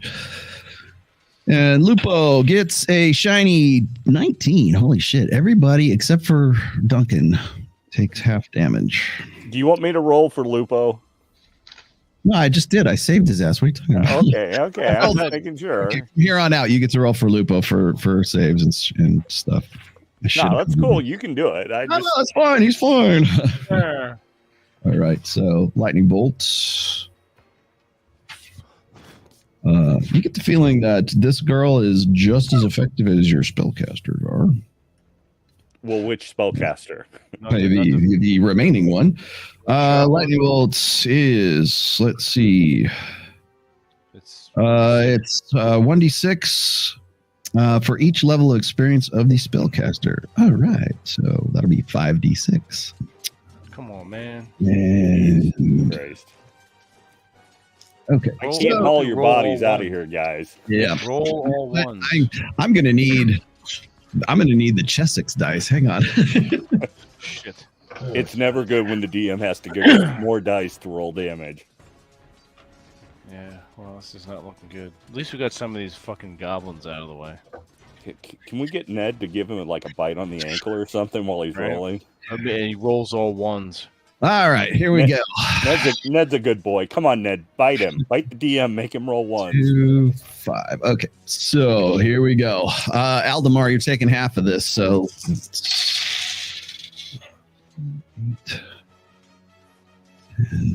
18. You take 9 points of damage from the electricity. So Aldemar, you are down 45. total of 19. 32. Done the Well, Aldemar, you are at what are you? I think I'm out. No, you're not out yet. You're close. He's not dead yet. He's not dead yet. He's getting better. Though, so let me Bring out throw your this up dead. quick. You are at 32 minus 19 is 13. You have 13 hit points left, my friend. Don't worry, you're still kicking. DS, you're gonna take half. So let's go here. So Well, let's see if I die or not. 18. You also take another 9. I think that drops me. Does that drop DS? Yeah, exactly 9. It's exact. So you're at 0 right now. You might still be able to be revived. Rothos, no way going to be. Duncan, you're taking full. Sorry, my friend. Here we go. 18 points. 2, 5, 8, 10, 12. 12 points of damage. Ouch. Duncan, you haven't taken any damage yet. I had 20. You're down 12, so you're at 8 right now. Yeah. Grot, you're taking half of this. 6, 11, 13, 16, 19. So round that down. So you're taking 9 points. 9 points. 45. 9 points of damage for good friend Grot. Poor Lupo. Poor Lupo. Lupo, he did save, so he's going to take half of this, which ain't going to be too bad. So, oh, good. Okay. 1, 2, 5, 17. Half of that. Okay. Wow. Lupo hanging on with 2 hit points left. Nice. Okay. All right. Let's see. Rothos is pretty much cooked, so let's oh, damn it. Came off. Who's out? Rothos is out. Next is Aldemar. Roll me a d20. Come on, man. You can do it. You can do it. Roll an 18. 18. You're back on your feet, my friend. Finally. Well done. Well done. Just to get shot. You managed to do it. You're up. Oh, glitter bomb's out. So let's kill the glitter bomb. Okay, Duncan, you're right there. You managed to pick your sword up that hit you in the face just a little while ago. Now you can act now. What do you want to do? Are you talking to Duncan or Aldemar? Aldemar. What do I want to do? Jeez. Attack that goblin. Yeah. Let's ask you fast, my friend. We're all 1-to-1 time now. Yeah, what do you want to do? Goblin. Right next There's to a me. goblin right in front of you? Yes, I want to kill him. All right. You're going to use your longsword, correct? I want to Okay. slap that bugger. All right. You're going to get 2 attacks on him. Nice. All right, D20. Here we go. First attack. 16. Okay. Next. 14. 14. Both hit. Roll me a D8 twice. Oh, yeah, I got an 8. Okay. Roll me another one. 6. Well, you know what? You killed him anyways, and you didn't even need to roll damage. I just wanted you to feel good. Because Barry Gygax, in his infinite wisdom, made goblins giant class critters. So you're already hitting him at +10 for damage. So he's dead. Oh, shit. Like a million times over. Slice and dice. Why goblins are giant class creatures? I have no idea, but congratulations, you managed to slay one goblin. Giant minions. Okay, next up is Grot. Oh no, Lupo actually is up next. Where'd Lupo go? Lupo, who is just got shook, is like his eyes have rolled back in his head. He's in like battle mode, so he's going to attack one of these guys. And let's see. Blodgett, roll me a d6. 2, 4, 6. Yeah. Okay, go for it. All right. 5. 5. And now roll me a d20 for the attack on Lupo. A 20. A 20. Nice. Wow. Okay. So now, should I roll? Now you roll damage too. Go ahead. That's a 20. That's a crit. So go ahead and roll me a d6 plus 1, please. D6 plus 1. Yes. I rolled a 6, so 7. 7. Wow. Good hit too. And it's a crit. So now, well, what would... Okay. Jeez, man, just a little too bad. But go ahead and roll me a d20. Let's see where the crit goes with this. All right. Roll high. And I rolled a 17. Okay, you roll a 17. Blow to the throat, just like the other one. Foe staggers for 2 rounds, is unable to speak, cast spells, or attack. And when that happens, this Narzi copy blinks out, and this Narzi copy runs. Well, this one, where'd he go? This one right here falls away, and this one runs. 1, 2, 3, 4, 5, That little dickhead. So Lupo managed to I'm gonna crush you when I catch up to you. to blast at Narzi there. Okay. So you see he runs, and okay, who's next in line? Oh wait, actually I got these guys have exhausted their supplies. 1, 2 there. This guy has to come down. 1, 2, 3, 4. Good enough. This guy is going to run 1, 2, 3, 4 this way. And she is going to fall back to behind this table right here. And these guys are going to run this way. And French this fried potatoes. is going to run right here. Now, You guys see, let's see, who can view this? The glitter bomb's gone. So actually, Grot, DS, Duncan can see this. Actually, all of you can see this except for Lupo.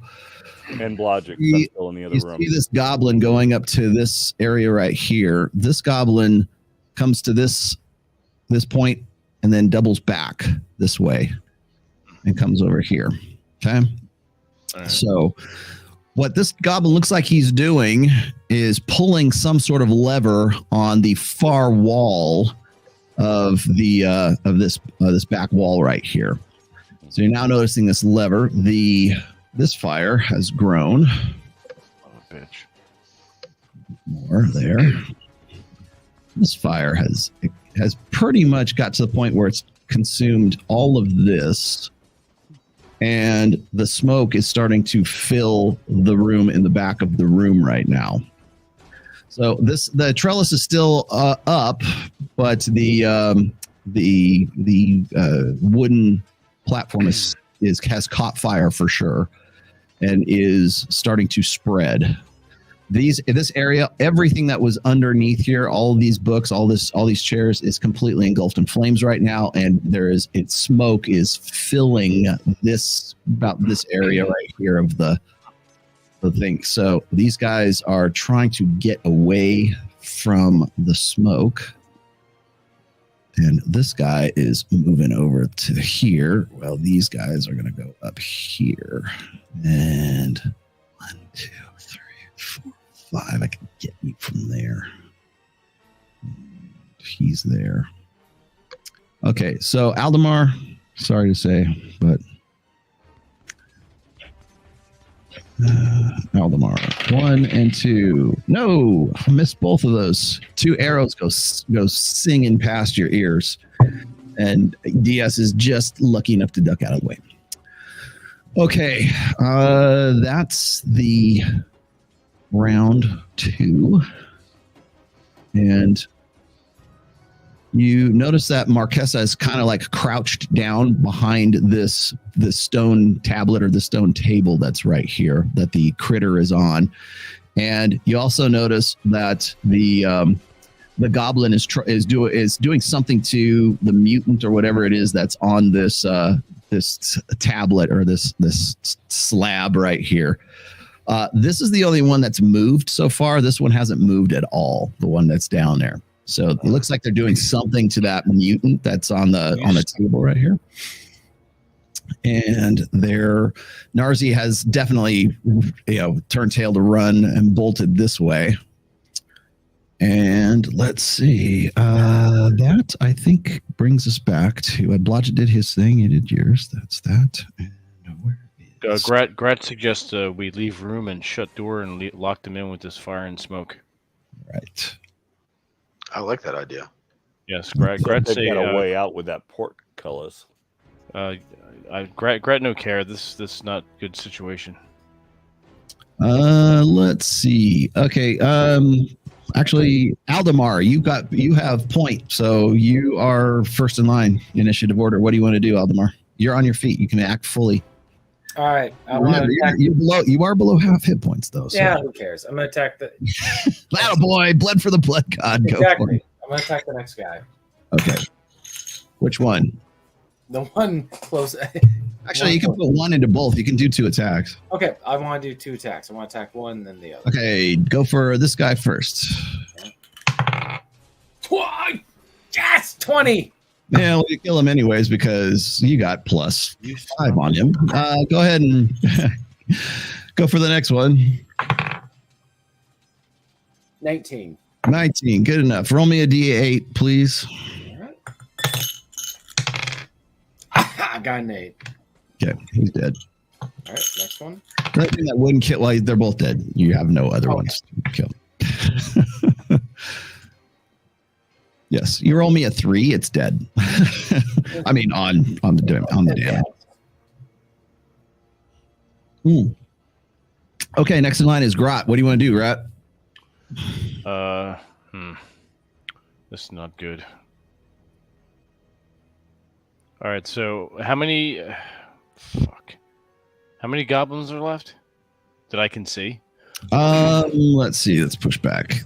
Oh, But you okay, I can can see see about visibly 4 1, of them. 2, 3, 4, 5, 6, 7, 8, and then Marquesa's down there, and Narzi's this way. Narzi's has fled though, so looks like he's trying to get out of the way. Anyways, All right. he ran. Put it this way, he ran full distance on the last one. How obscuring is that smoke down there? It's just like in this quadrant down here. This right here has pretty much been burned up, so it's just the smoke that is like smoldering from what's left of this table here. But so it's not out of control yet. The balcony has caught fire, so it's like at least 1, 2, 3, and remember it's raised 20 feet up above the actual floor. Gotcha. All right. Fuck it. All right. So. Grat will run up the stairs is the way to get to the balcony, obviously, right? All right. Grat will bellow loudly, and Benny's still in the pack, and I'll go up the stairs. I'm crouching low, but I'm going to see if I can make it to that first goblin. Where, here or here? On the other, yeah, by the fireside. Okay. So let's maybe see. Get some cover from that smoke if I can. Well, if nothing else, you're going to block the way because they can't go any further back because of the fire. Exactly. So I want to try to take those guys out. My plan is to pick up that one and beat him.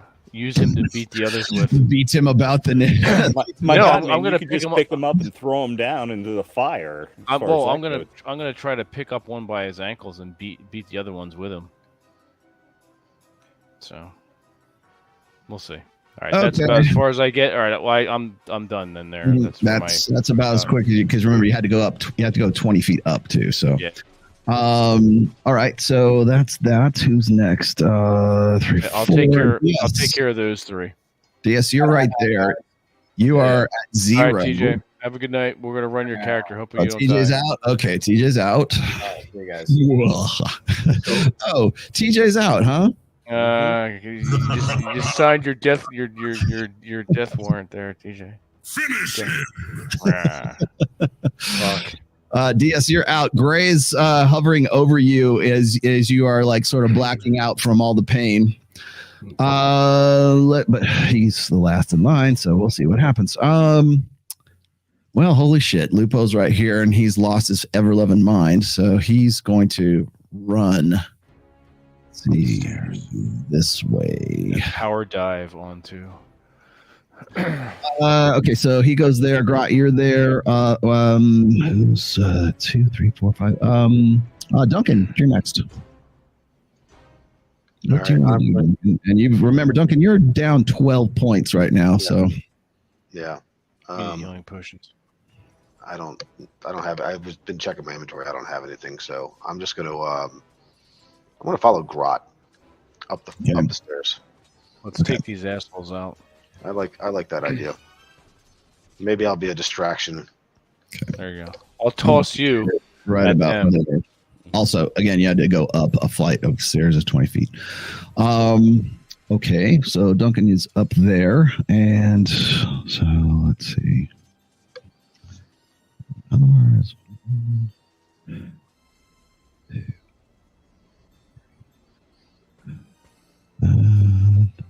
Blodgett, you're up. Go ahead. All right, I'm going to pop back in the room. I've got a bullet loaded up, and I'm going to look for a target across from me, and I'll see the goblin and Narzi running, and I'm going to try and peg one off of the back of Narzi's head. Okay, so you're going to slide in? Yep. Going to go any assuming I can see over that table, right? Yeah, from where you're at, you could. Okay. If you want to get closer, you definitely would. If you want to move here, you can still do it. It's just up to you. Yeah, well, I want to be able to duck back out of the room as quick as I can. You can still do it. You can move that far. So you're only moving like 12 feet. So. Yeah, because when I hop in, obviously I won't see anything in my peripheral vision up the stairs. Right. So those are the only targets I see because they're running. Take a shot at this guy right here. Remember, they're both about the same size. Actually, Narzi's a little bit smaller than a goblin. So, I was actually is actually blocking. So, all right. Do it. And I rolled a 15, and I've got the Sling of Sinking, so Yep. there's a plus Okay, good enough 2. to hit him. Give me the damage, please. All right. And add 2 to it. 24 plus 2. Right. And I rolled a 3 plus 2 is 5. All right. And he took damage before, so he goes down. All right, and then you're going to duck out, correct?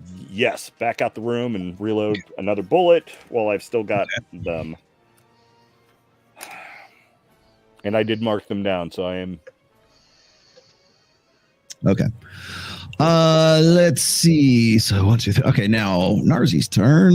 Narzi's going to move 1 here. He kind of stops in his tracks, looks at Aldemar, and then casts something. 1, 10, 20, 30, 40. Yeah, okay, I got it. I got range. Okay. God damn it.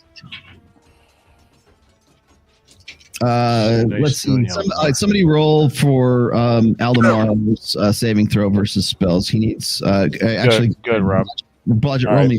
me a d20. I rolled a 20. A 20. Oh, okay. So Yes. it doesn't affect him. He tried to cast a hold person on Aldemar, so so he Fuck that stops to do that, and then let's see. Right, so this goblin is doing his damnedest to listen to Marquesa, and so he's going to draw a short sword. And roll 1, 2. I can only get to Lupo. Right, Marquesa's going to move this way, and okay, she's down that. Let's do. Oh, okay. Marquesa casts protection from good on herself. That's what she'll do. But joke's on her. We're not good. Most of you aren't. It's for protection. And then she's going to, let's see, 10, 20, 30. Duncan, sorry about this, but she's going to throw some darts at you. Oh boy. Where you're at, and none of them hit you. So It's better to be lucky than good. That's nice. she's Roll not, them back. Yeah. Right? Right. Okay. Throw a goblin at her, I think. And yeah. Oh, I got to do Goblin Boy on Lupo, who does nothing. And okay, let's see. DS is at 0, but let's DS. What's your Constitution? Let me take a look. Yeah, this is disgusting.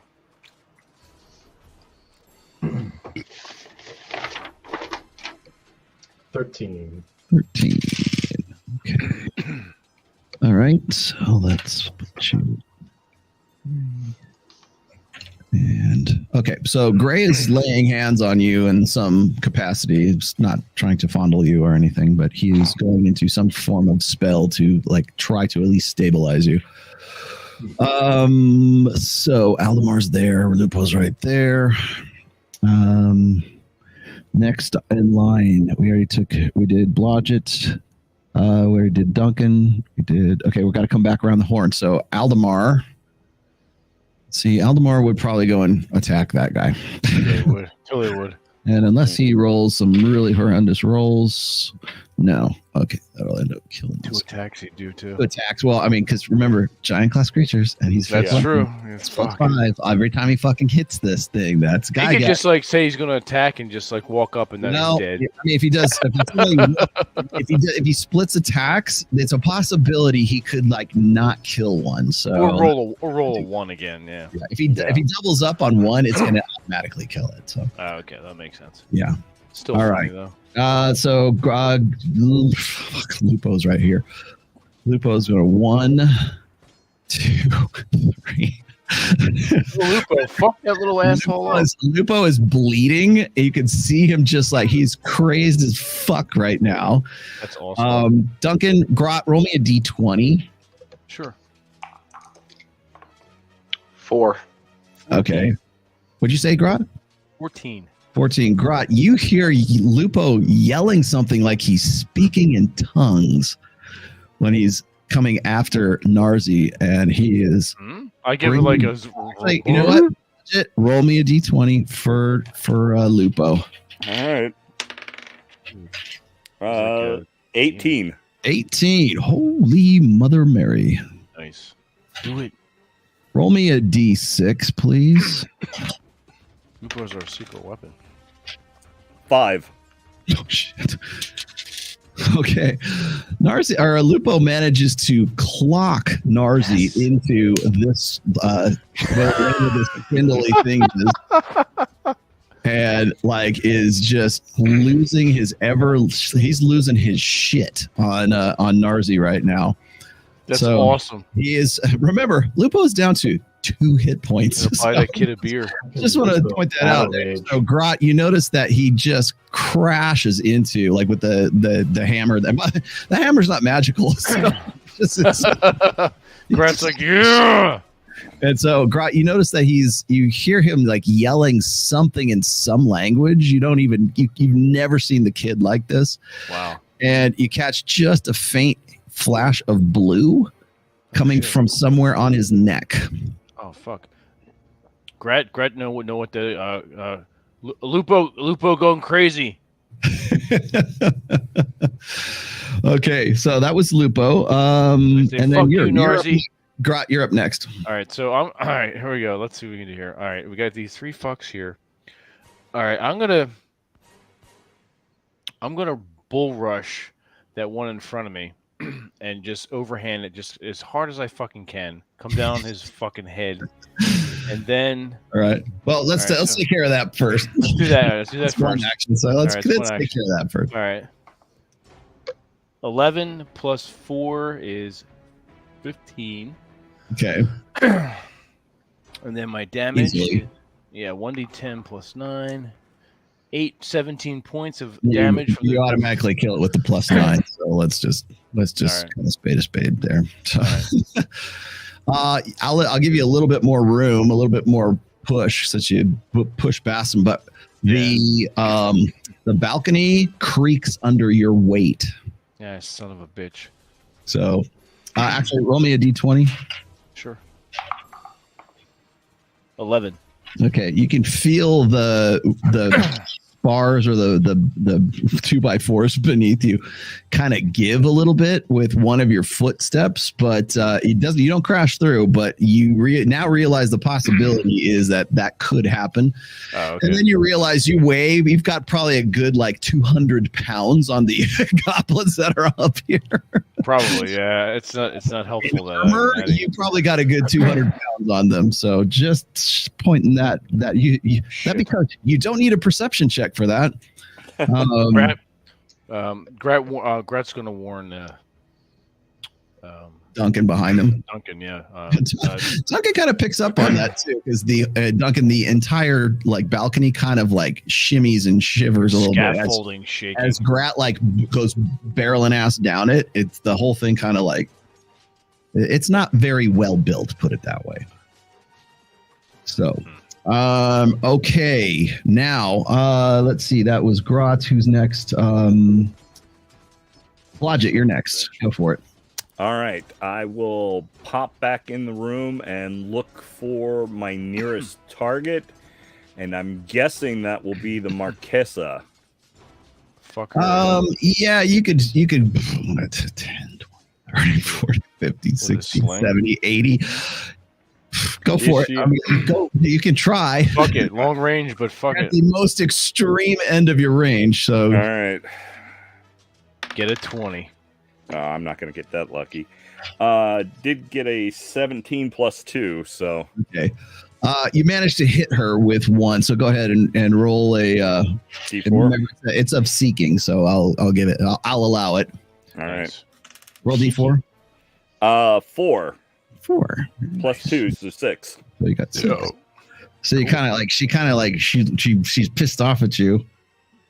I duck and try to duck back out of the room, at least behind the stairs, so I'm not an obvious target. She's like, you little fucker. Yeah. I'll put you there. They know how we feel about Narzi. Yep. Okay. Now then, Duncan, you're next. Go right ahead. You have. All right. Well, I'm guessing that remaining on that platform area is probably not my best move. So I'm not, gonna any, retreat. not any closer. Concentrate all the weight. You could get to Grot right there. So Yeah, no, I'm gonna retreat back down the stairs, okay. and I don't know if I can cover the ground to get to that other goblin. No, you're not going to get that. You will not get that far. I can give you right about there because remember you got to go down 20 feet on the. Yep, that's fine. I want to get back in the fight, but I can't be up top. All right, finally. Okay. Then Gray. Okay, DS, roll me a d20. Okay. System shock. No, I roll that. I just want him to roll for his Constitution. 17. 17. All right, you're back with 1 hit point. So you are back. You're not quite on your feet. You probably won't get in the fight until next round, but Gray has managed to bring you back from the brink, whatever the hell he did. You'll also notice that there is a disintegrated scroll laying next to you. So bear that in mind. Okay, and that's that. Now then, these goblins are they don't know what to do because they can't go back. But they will try to go back a little bit. And as you are, or as they're running, let's see, he's got to go 2, 3. I put him right there. I can bring him up to here. Let's bring him there. She's going to go to Grot. Sorry to say. Roll me save against spells, my friend. All right. Only got a 6. I did not save. You did not save against. I'm gonna cast magic missile. Ah, son of a bitch. So she throws magic missiles at you. Magic missiles at you. Brr. One. You filthy whore.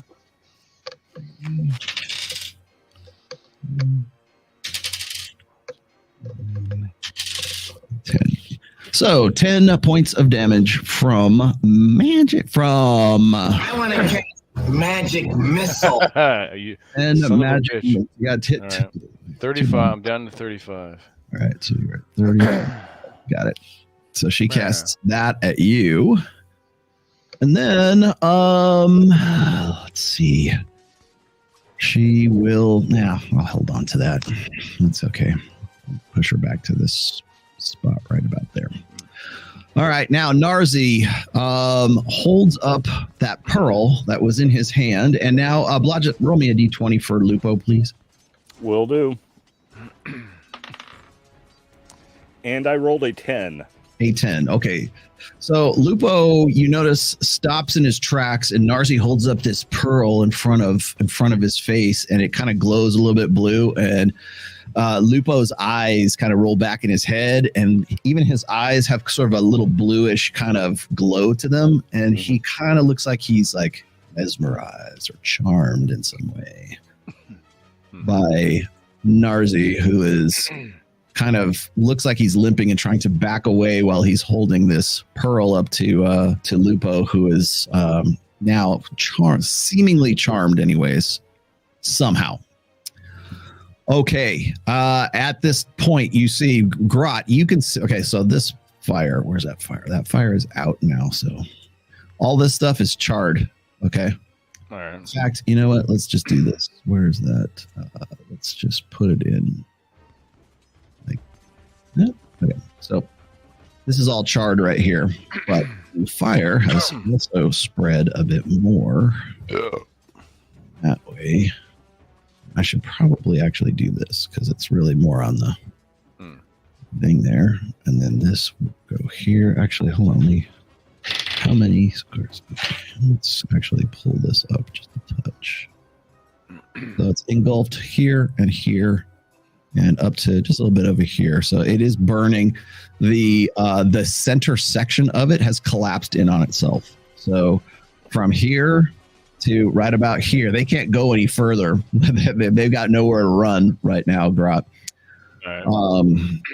So about that time, this goblin right here finally like puts all of his body weight onto this one lever.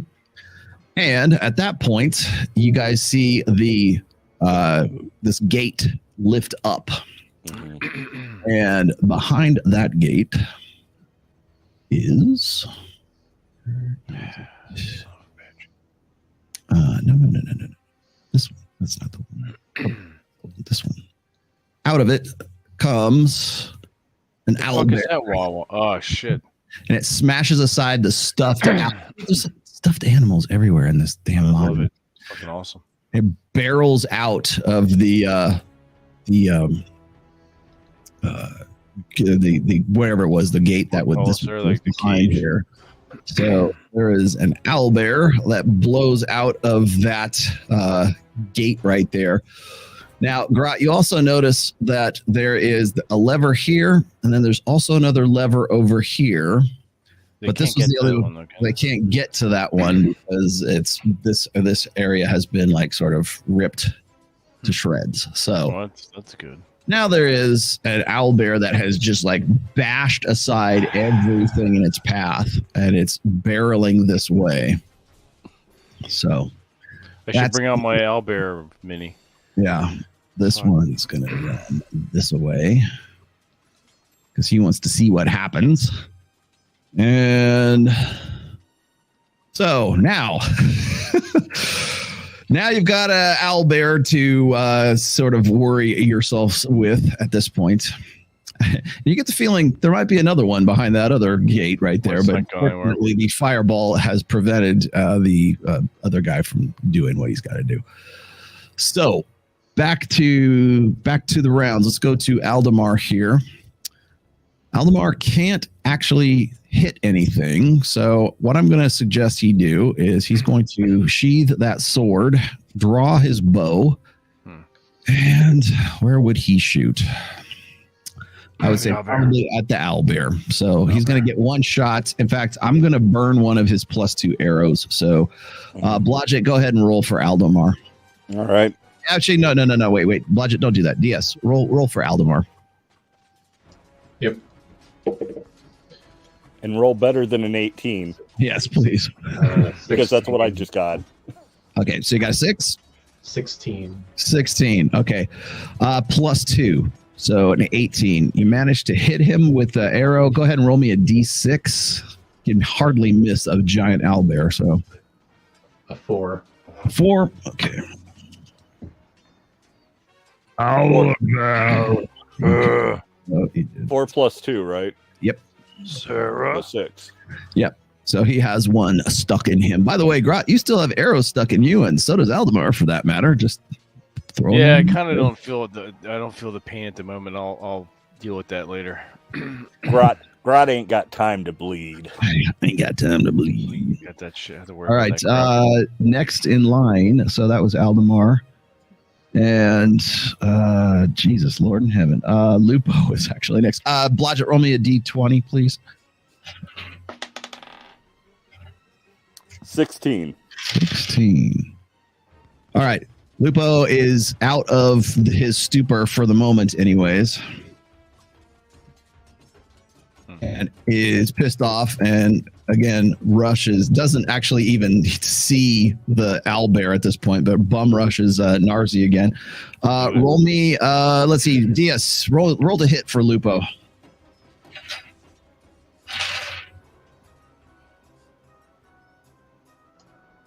And this is D20, right? Yeah, yes. D20 for Lupo, please. 10. 10, not enough. So he kind of swings wildly at Narzi, but it causes Narzi to sort of backpedal a little bit more to right about there. Okay. Let's see who's up next. That was Lupo. Oh, Grot, you're up next. What do you want to do? Shit. I don't want to fall through this goddamn scaffolding.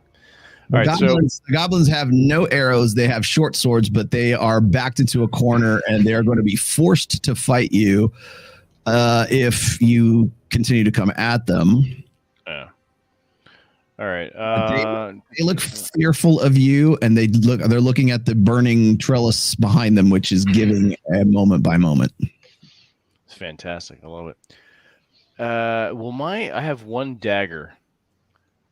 Yep. Can I? What's the well? No, I'm gonna do it anyway. What's the distance between myself and that bitch? Well, remember you're 20 feet up, so 20, 30, 40, 50, 60. You'd be at really extreme range to do that, but you could try.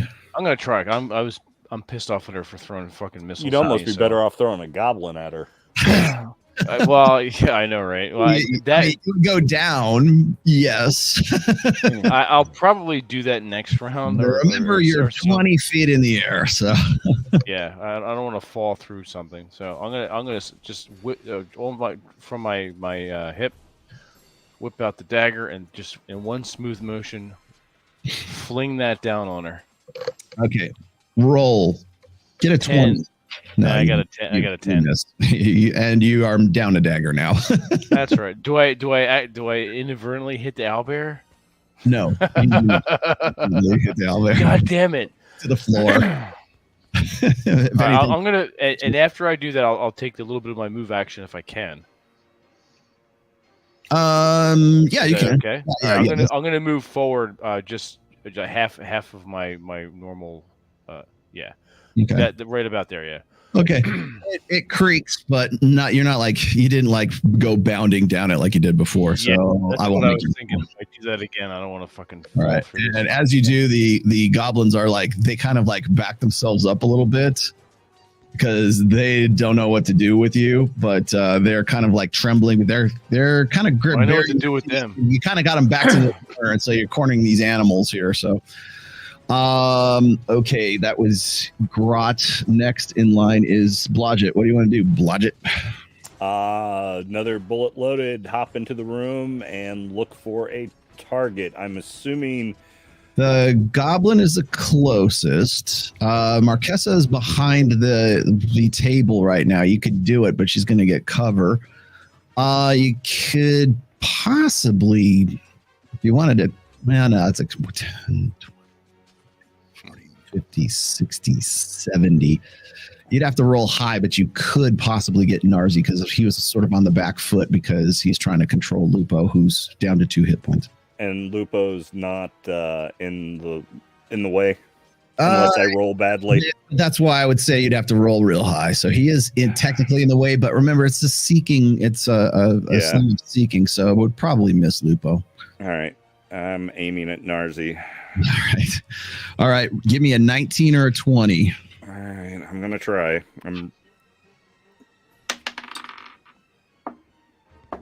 And I rolled a 19.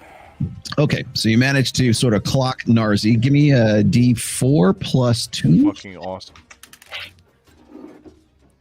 And that's 3 plus 2, 5.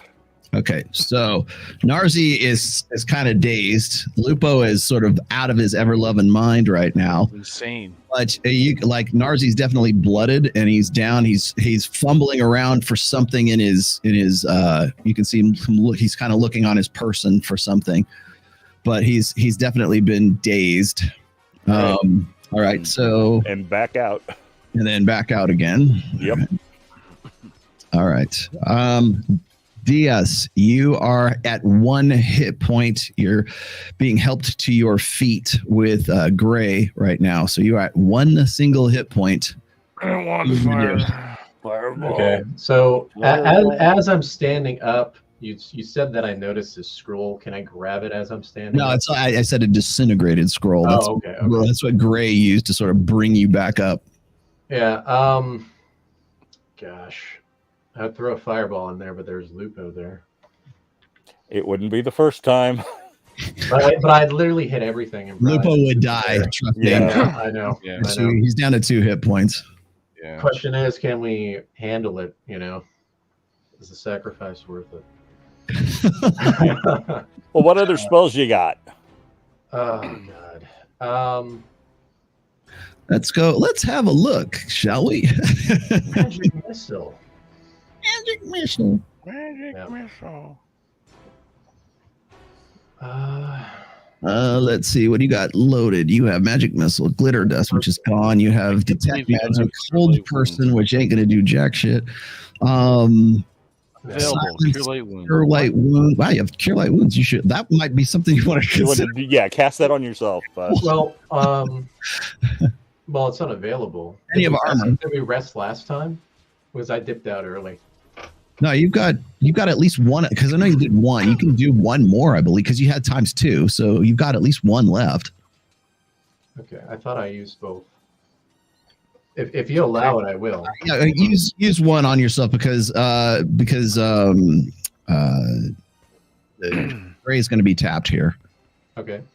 Yep, I will do that. Can Okay, I cure light actually wounds. I'll move give out of the you. room? I'll roll you cure light wounds. Hang on a second. You got 6 more points, so you're up to 7 hit points right now. Am I That's able something. to move any? No, because you're casting that spell on yourself, and remember, you're coming back from really coming back from the dead. Got it. Okay. I guess that's all I can do. So that'll put you where you're at, and then Gray right there, and Gray is going to. What the hell is Gray going to do? Gray's going to pull out his mace, and sort of brace himself, prepare himself for the worst. Rothos is a lost cause, unfortunately. And let's see. That is the end of that. So here we go. Would Gray be trying to get to Lupo, or would Gray be trying to get up the stairs to the goblin? Gray would probably trying to get to Lupo, but he's just finished helping out DS and Right. is drawing his hammer, I believe. Okay, so Grot 1, 2. They are they realize they have no choice, so they're going to bum rush you and attack you with short swords.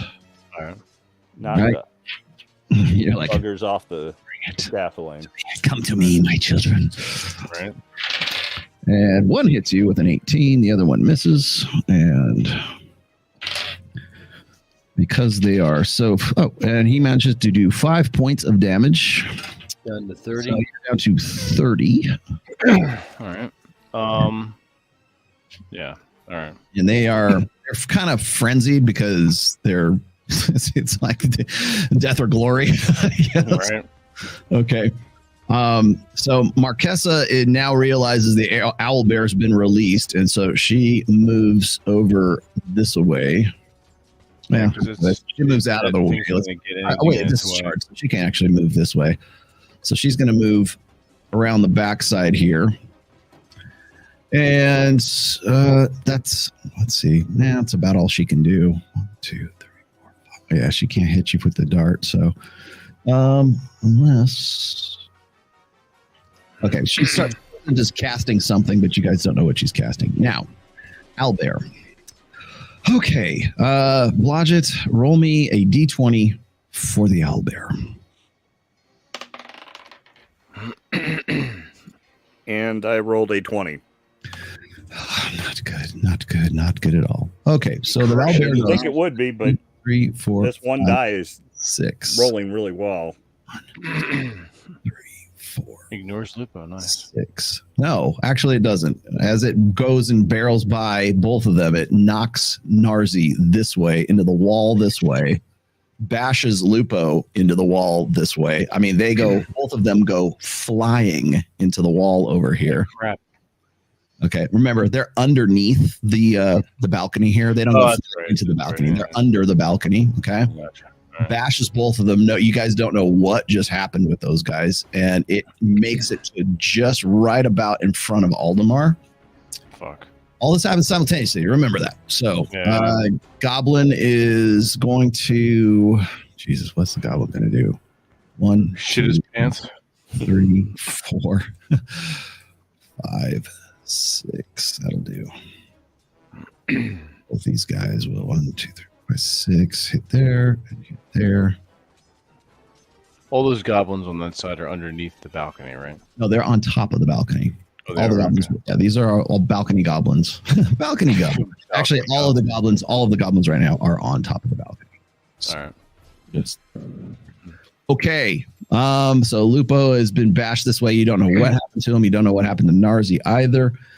And so now it is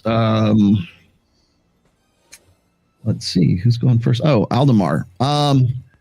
Aldemar can only do one thing, and that is fire 2 arrows into the owlbear. So, Blodgett, if you would do the honors, please give me 2 d20s. 17 on the first roll. Okay. And 12 on the second. Okay, the 12 will miss. 17 will hit. Roll me a d6 plus 2. 5 plus 2, 7. 7. Okay. Okay, so 13. Got it. Okay. All right. The raging owlbear is bearing down on top of Aldemar right now. And the next in line would be Lupo, but he's out of action. That means Grot, you are next. Okay, so I'm going to try to do as much as I can up here on this balcony. Sort of a sweeping attack with my two-handed sword. You can go ahead and do so. Now, remember, you don't have very much room to use it, but go ahead and roll 2 d20s. All right, so it's with a +4 on each. A 6 and a 3, so 10 and 6. I don't think I did 6. The 6 does not. The 10 with your bonuses will. Roll me damage for the 10. All right, so 1d10 plus 9. Yeah. 8 and 9 is 17 points. Enough. Kills. This one goes flying off the edge of the... Fuck you, buddy. I think the other one managed to duck just in time as you're swinging, so he is right there. You're lucky this time. Fire is growing. Actually, before I do that, let's just make another one. Fire is coming this way. Blodgett, roll me a d20, please. Pardon me. 8. So this fire has moved this way, and fire. Holy shit! His ass is burning. Moving this way. All right. So everything between here all the way around to this edge. In fact, where's the balcony? Give me the balcony, please. Let's unlock the balcony. Oh, I can do that. So everything there, we will erase. So this right here there is no balcony right there. In fact, there's no balcony right here either. So all this has been. All right. Anywhere there's fire is all gone. In fact, let me just up this up so you guys can see. This is now destroyed in here because of fire. And the fire is still moving along the edges there. Actually, let me do this just to be thorough. So the fire is right there because the rest of it is actually fallen down. And this one right here would come up to, let's see, this edge right about there. So it is still consuming the banister there. And that's good enough. Okay. So, Blodgett, roll me a d20 for Lupo, please. And I rolled a 14. Miraculous. I need my percentage dice. Hang on 1 second. I have to do something for Lupo. All right. Okay. Where's Lupo? So Lupo manages to stagger around the edge of this side right here. Okay. Yeah. He can go through the tons, let's just say. All right. Duncan, you're up next. What are you going to do, Duncan? There's a raging owlbear that is it's at full stride right now. It's going to crash into Aldemar on its turn. So you have half a second to react. What are you going to do? I got to attack the owlbear. Try to take its head Are you off. going to brace for it, or are you just going to run right into it? I'm going to run right into it. All right. Death or glory, man. Blood for the blood god. Go ahead. Roll me. Jesus. Roll me 1d20. 13. 13. Still not enough to hit the owlbear. Sorry. But it is bearing down on you two. And let's see what else we got here. Okay, DS, you're up after Blodgett. You're up. What do you want to do? Duncan and Aldemar are right in front of the owlbear, but I'm assuming because it's size that it's towering enough over them that it's a target I can see. Line of sight, yes. All right. I will try to get it with my sling. Okay, with the owlbear? Okay. Yeah, right in the eye. Okay. Bugger. Roll 1d20. And I rolled a 16. Good enough to hit. Go ahead and give me a d4 plus 2. All right.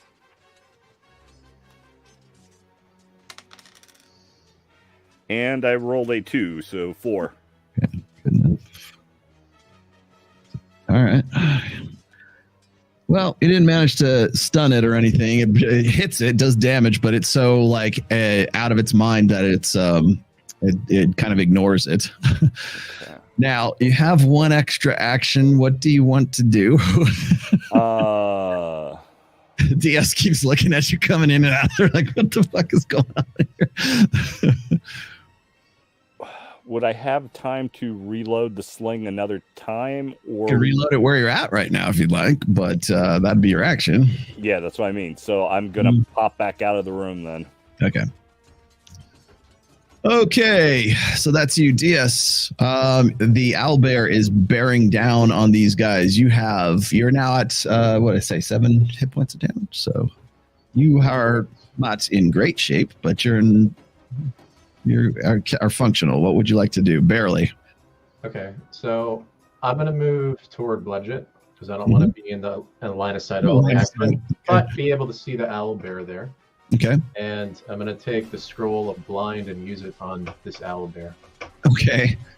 So you go. It's a blind spell. So I don't know if I get a save for a blind spell for a critter. I'm pretty sure it. Yeah, so it's one creature, area of effect. Uh-huh. Spell causes the victim to become blind. What's the duration for it? Is it a cleric spell or is it a magic user spell? It's a magic user. Okay. Level 2. Okay. There we are. Let's see. Okay. Actually, it's. Where is that?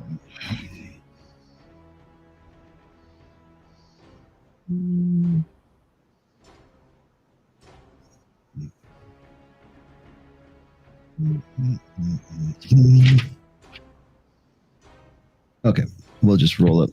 I'll just say it's blind if I don't get a. What did I get?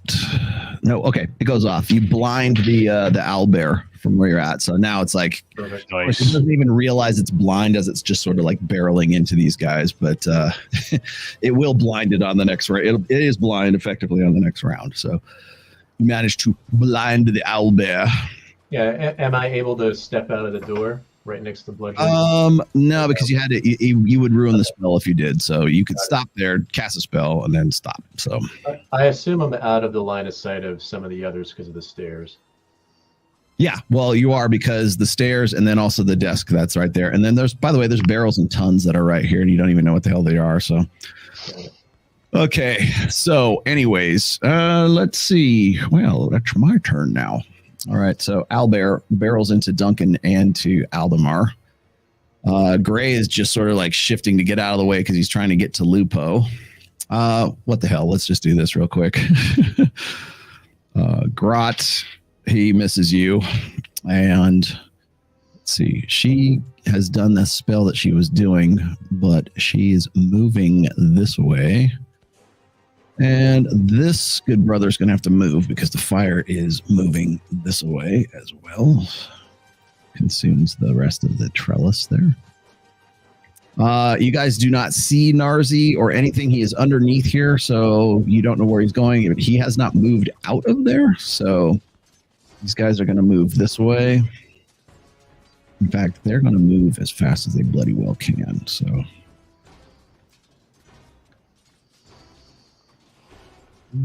There. She's going to move here. And let's see. DS is there. Okay, got to resolve the owlbear. Here we go. So, claw, bite. Let's do 2 claws on... Well, Aldemar was there first, so let's do 2 claws on Aldemar. And let's hope they don't hug. And 1 grabs him. So that's that. And then, Duncan, you're going to get the bite.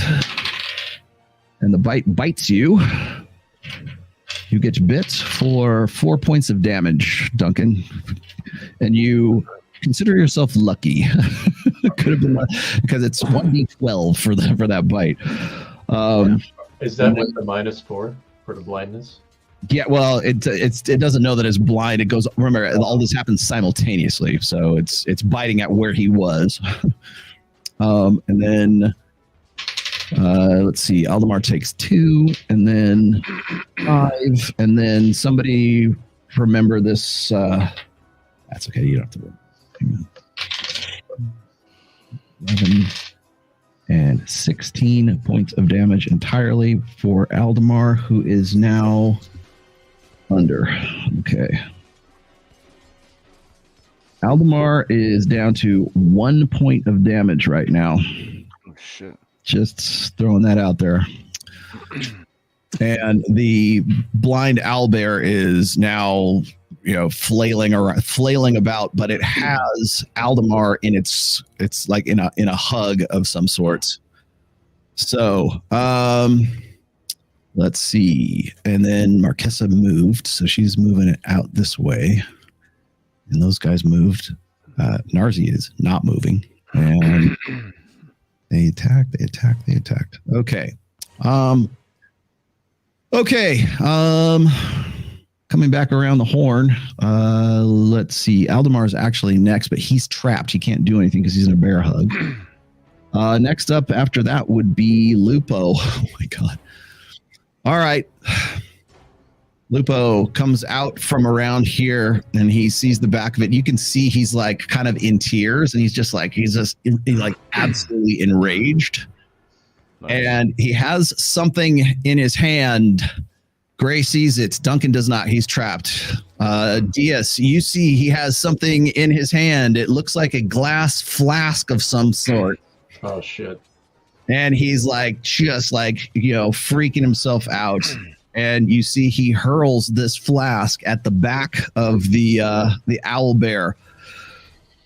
Blodgett, roll me a d20, please. So easy. 16.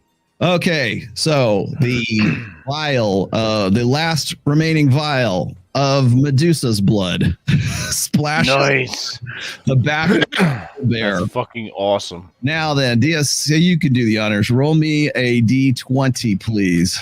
All right. 3. Okay, the owlbear shrieks as the acidic blood from what Lupo just threw on the back of him, and it starts bubbling and shrieking at the top of its lungs. Aldemar releases Aldemar. Aldemar is down to 0 hit points now because the acid hits him as well. Duncan, roll me a d20, please. You're the only one who could actually move out of the way if you had to. 3. 3. You did not either. You take... Jesus Lord. Duncan, you will take 8 more points of damage from acid, from burn damage. Well, that puts me at -4.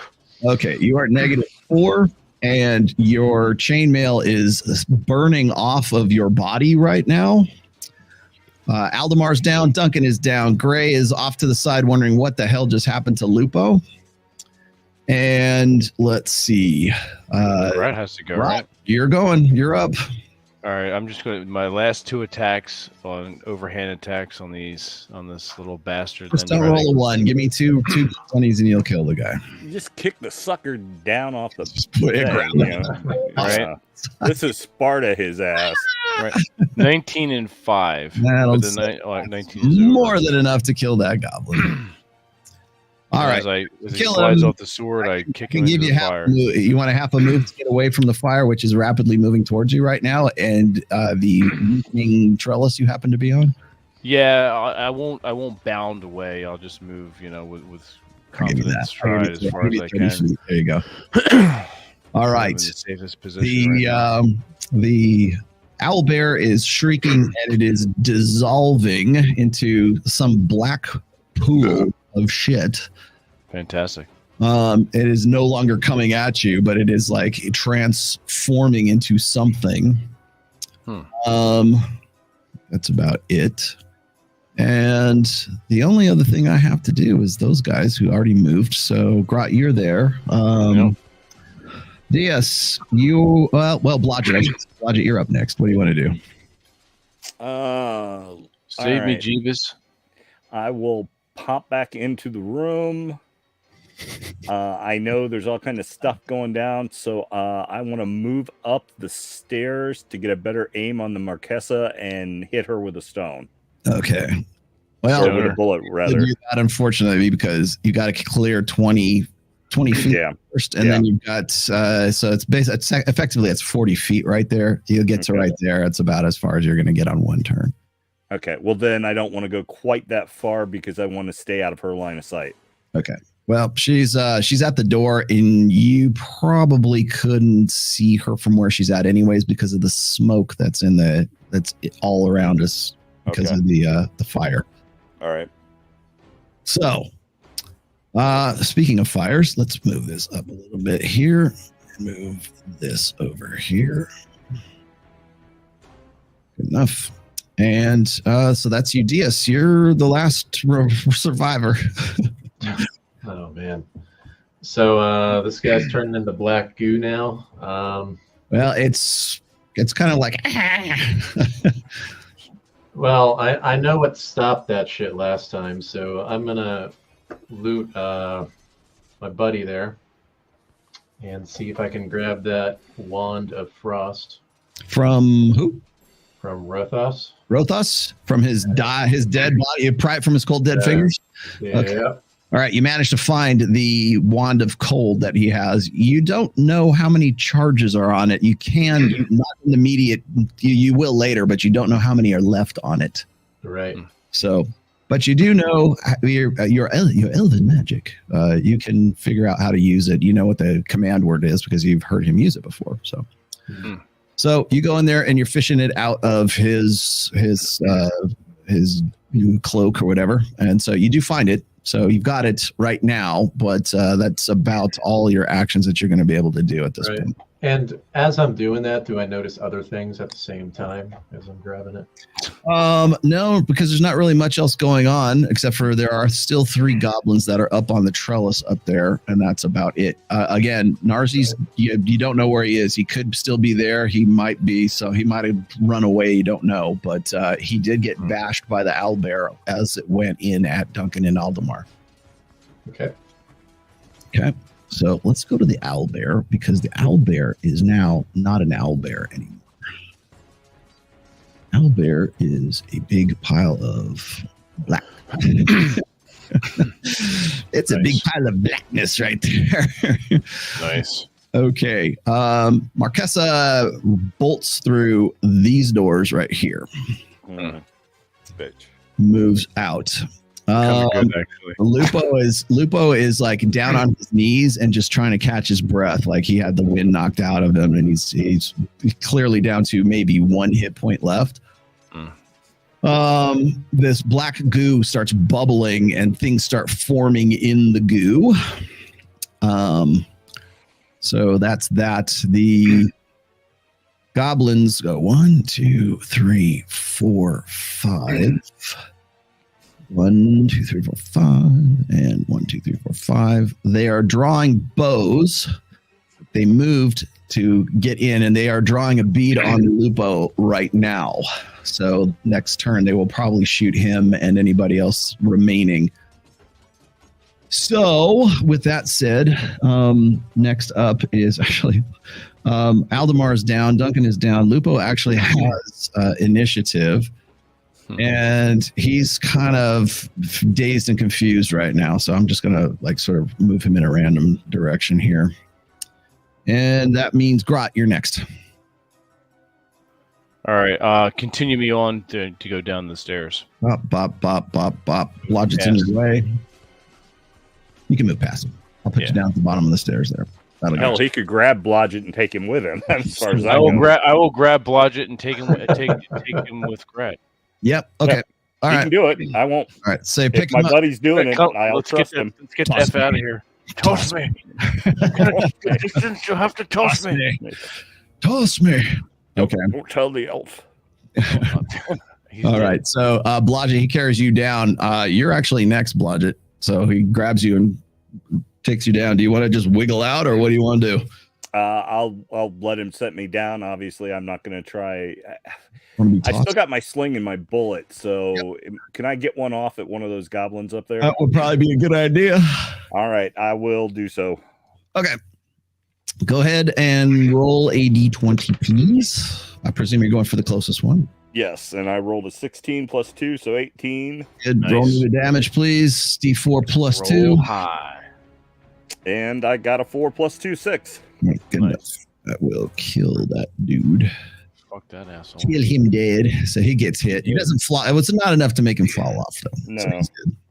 Okay, you did that. You All may right. go I on. think I've got Rollo. I believe I have 2 bullets left. Is that match what That's you say? all right. Yep. Okay. I think you had 10, right? Yeah. Okay. That puts DS. You guys are the last remaining 3. Gray's right here. Gray is trying to. Actually, I should move Gray up to about here. He's trying to avoid the big pile of ooze right there. DS, that gives you room to go. Okay. Yeah. I'm just going to use the Wand of Frost on that goo before it starts spreading everywhere. Okay. So as you're doing that, go ahead and you can go ahead and use it. But as you're doing it, you see what looked like about three shapes that are starting to take form in the black goo, and they look like giant scorpions that are coming up out of the goo. So now's the time. Yep. All right. You will have to move though, because you're going to have to get around Duncan and Aldemar without freezing. Well, of course, the Duncan's down. Get in between them. Down. They might be able. You might be able to stabilize them. You might not, but you're going to definitely have to move to get to use it. Do you think I can go up the stairs just slightly? Yeah, you could. I You go right past Grot, and then I wouldn't Grot. hit them. Yeah, that's fine. I'll give that to you. Okay. I'll allow it. All right, there you go. Okay, so you're going to use that. It's not hard to hit. You don't even need to roll to hit because it's going to be an automatic hit. It's not moving to get away from you. So the only thing that it can do is save, which it does not. Okay, so forget what the damage is on that. Anyways, it doesn't matter because the cold will freeze the goo as anyways. So you're using that and freezing up the goo on the goo. All right, so that's Into the goo. that's it. DS, Grot, everyone else, Rothos is out. Duncan's down. Aldemar's down. Blodgett's right there. He took one of those out. Now, I've got 2 goblins left. Do they get a morale check for how screwed No, up they things are? would. They normally they would, but these are elite goblin guards. That's why they're. I told you they are in the black. They got the You know what they're supposed to do. They draw a bead on Lupo. They fire. Please miss. 2 of them hit. Oh, Damn for it. fuck's sake. Lupo, no! 1. Not good for Lupo. Lupo gets hit and he goes down. He takes 2 hits, 2 arrow hits from nasty, filthy goblins. He drops like Boromir in Fellowship of the Ring. This is a sad day indeed. He's on his knees. You hit him in the chest and he falls over. Oh shit. And Gray's like, no. Gray loses his shit. Okay, so Gray's kind of running over to him. Okay, it would be Lupo's initiative order, but Grot, you're next. All right. I'm gonna make my way to the opposite stairs and try to take out these 2 remaining goblins as best I can. Probably the only one that can do it. You can get up to right about there. And I'll try to use that corner for cover until I can. Okay. Well, they've exhausted their arrow supply. All right. That. So next is Blodgett. You're up next. What are you gonna do? I will stow my sling and grab my short sword and a dagger, and I want to run over to where I thought I saw Narzi get knocked under the thing, and I'm going to go to try and see if I can find the little fucker, and if so, slit his damn throat. All right, that'll put you right there. DS, you're next. You managed to freeze up the thing. The only thing that's left is to shatter it. So Yeah. Gosh, I don't even think I can shatter it. Can you grab a hammer? I know somebody who can. That's real close, but he's a little overcome with grief right now. I'm yelling to Gray, destroy the ooze. All right, roll me a d20 real quick. Shatter that shit. 18.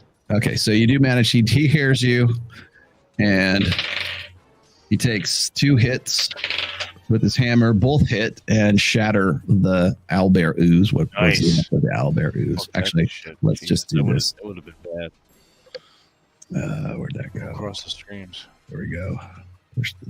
This is what's left of the ooze. Let's just leave it there so you can see it shattered. Okay, so that is that, and that's DS. That's you. Duncan's out. Everybody else is out. And Gray took his turn. So, the 2 goblin guards pull their short swords out and attack Grot because he's the only one left. Fuck these guys up. And first one, second one. Ooh, one got a 20, the other one missed. Son of a bitch. So let's do this. That's 5 points of damage. And let's the book. 25. Let's see. Grot, do you want to roll it? You can roll it. Roll me a d20, Grot. 9. 9 for the critical. That probably won't do too much to you. Okay, so it does an additional d4 plus 2. So, Christ. Okay, plus 2. So you take 9 points of damage total from that one hit. All right, 9 total. Yep. And I believe that puts you at 21. Yeah. Yep. All right. 21 points. All right, my turn. Now it is, because you're the only one left. You can the only one in combat. So, all right, I'm going to just don't roll a 1 on either one of your hits, and don't roll a 1 on any of your damages. All right. 20 and an 11. All right, my first hit on the 20 is going to die, so let's just get rid of that one. And 11 plus 4 is 15. So okay, and then you roll. Did you roll damage for him? Let me do that now. Yeah, D10 just don't roll a 1. 6 Good plus enough. 9 is 15. All right, so you managed to kill those 2 that are left up there. And there is the end of that.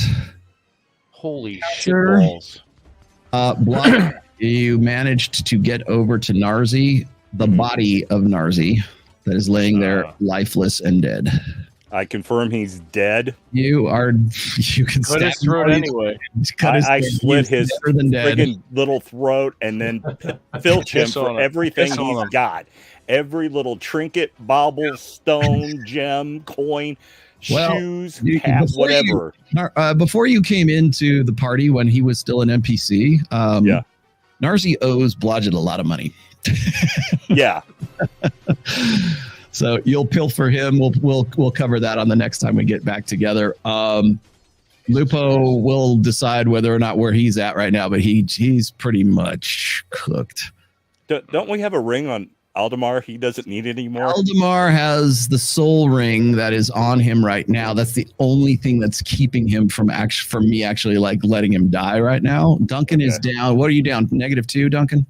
-4. -4. Roll me a d20. And let's 15. 15? Okay. All right. And where'd that go? Okay. Duncan, Gray is going to cast Cure Serious Wounds on you. Let's see how we go. Ooh. You come back with 8 hit points.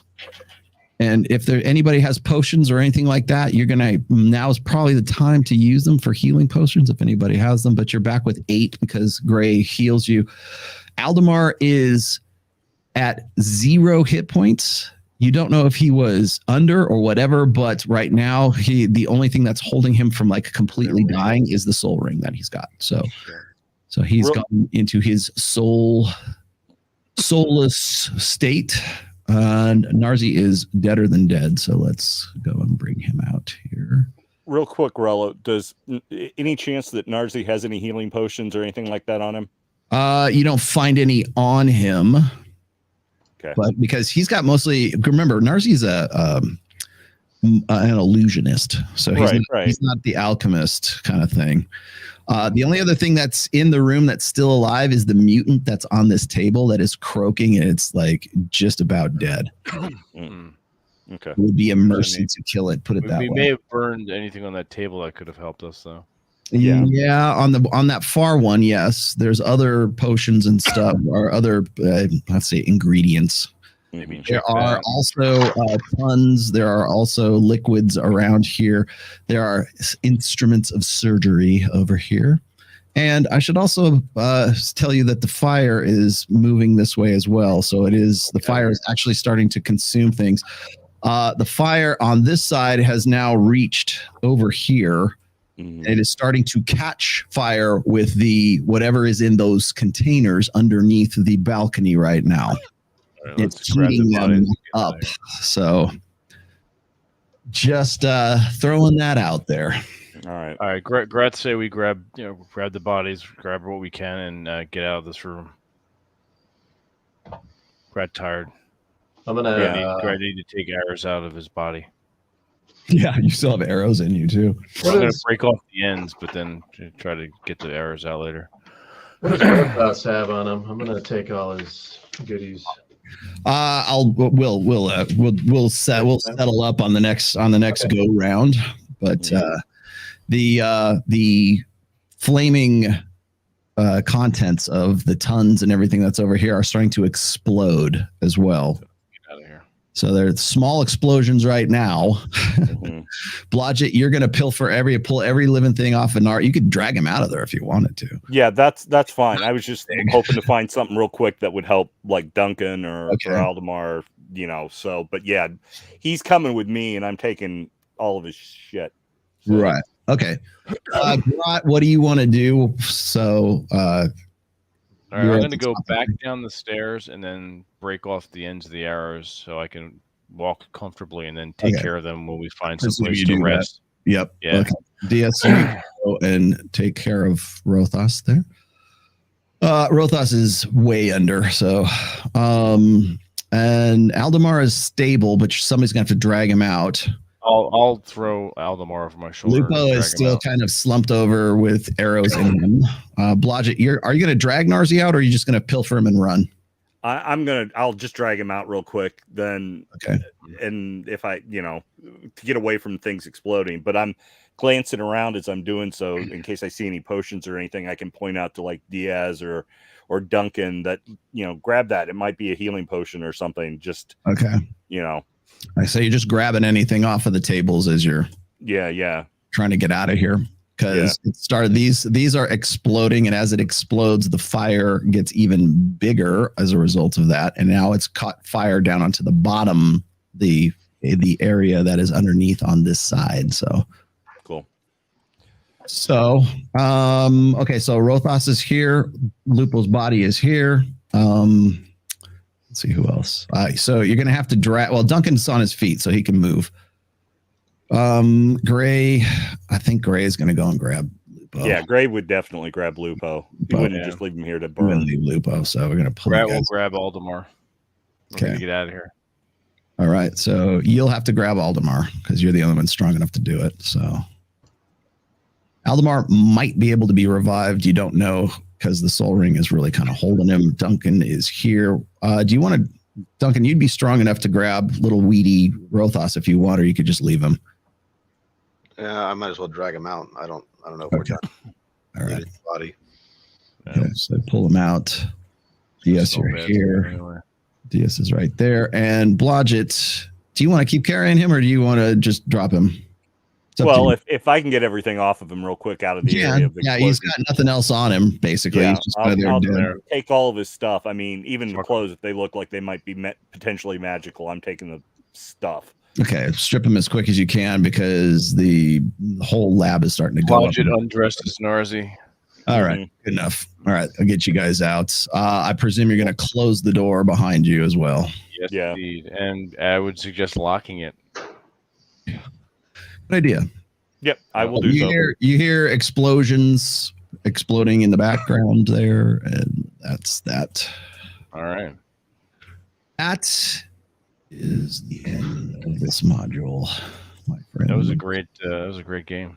So we will when we pick it up next, we will go through the motions here and see who survives, who does not survive. Lupo is like Gray is grief stricken. Mhm. So All right, cool. Everyone, thank you that has joined us in the chat and watching live. It's a pleasure as always. Always fun. Thank you, Mr. That was DM. fun. you are It was a welcome. great game, yes. Next week we've got a guest, and then we'll pick up again in mid-April with the rest of the games. Yes, it did. It got dark indeed. Oh, yeah.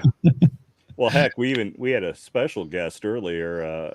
A certain female that Noble's acquainted with came in, and Mhm. she was getting excited at the potential bondage action. So I Oh, think my he has some goodness. work. Yeah. I think he has some work to do tonight when Right.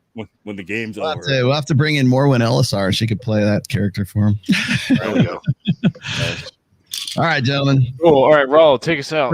Oh man, okay. Keep firing down rage. Keep your powder dry, and watch out for owlbears that turn into back gooey scorpions.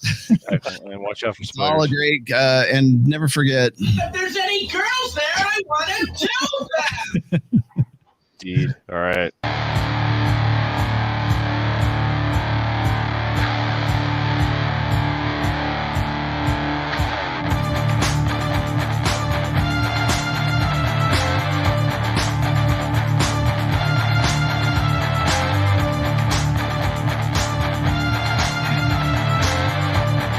Yeah. Oh, ready more? Cheers.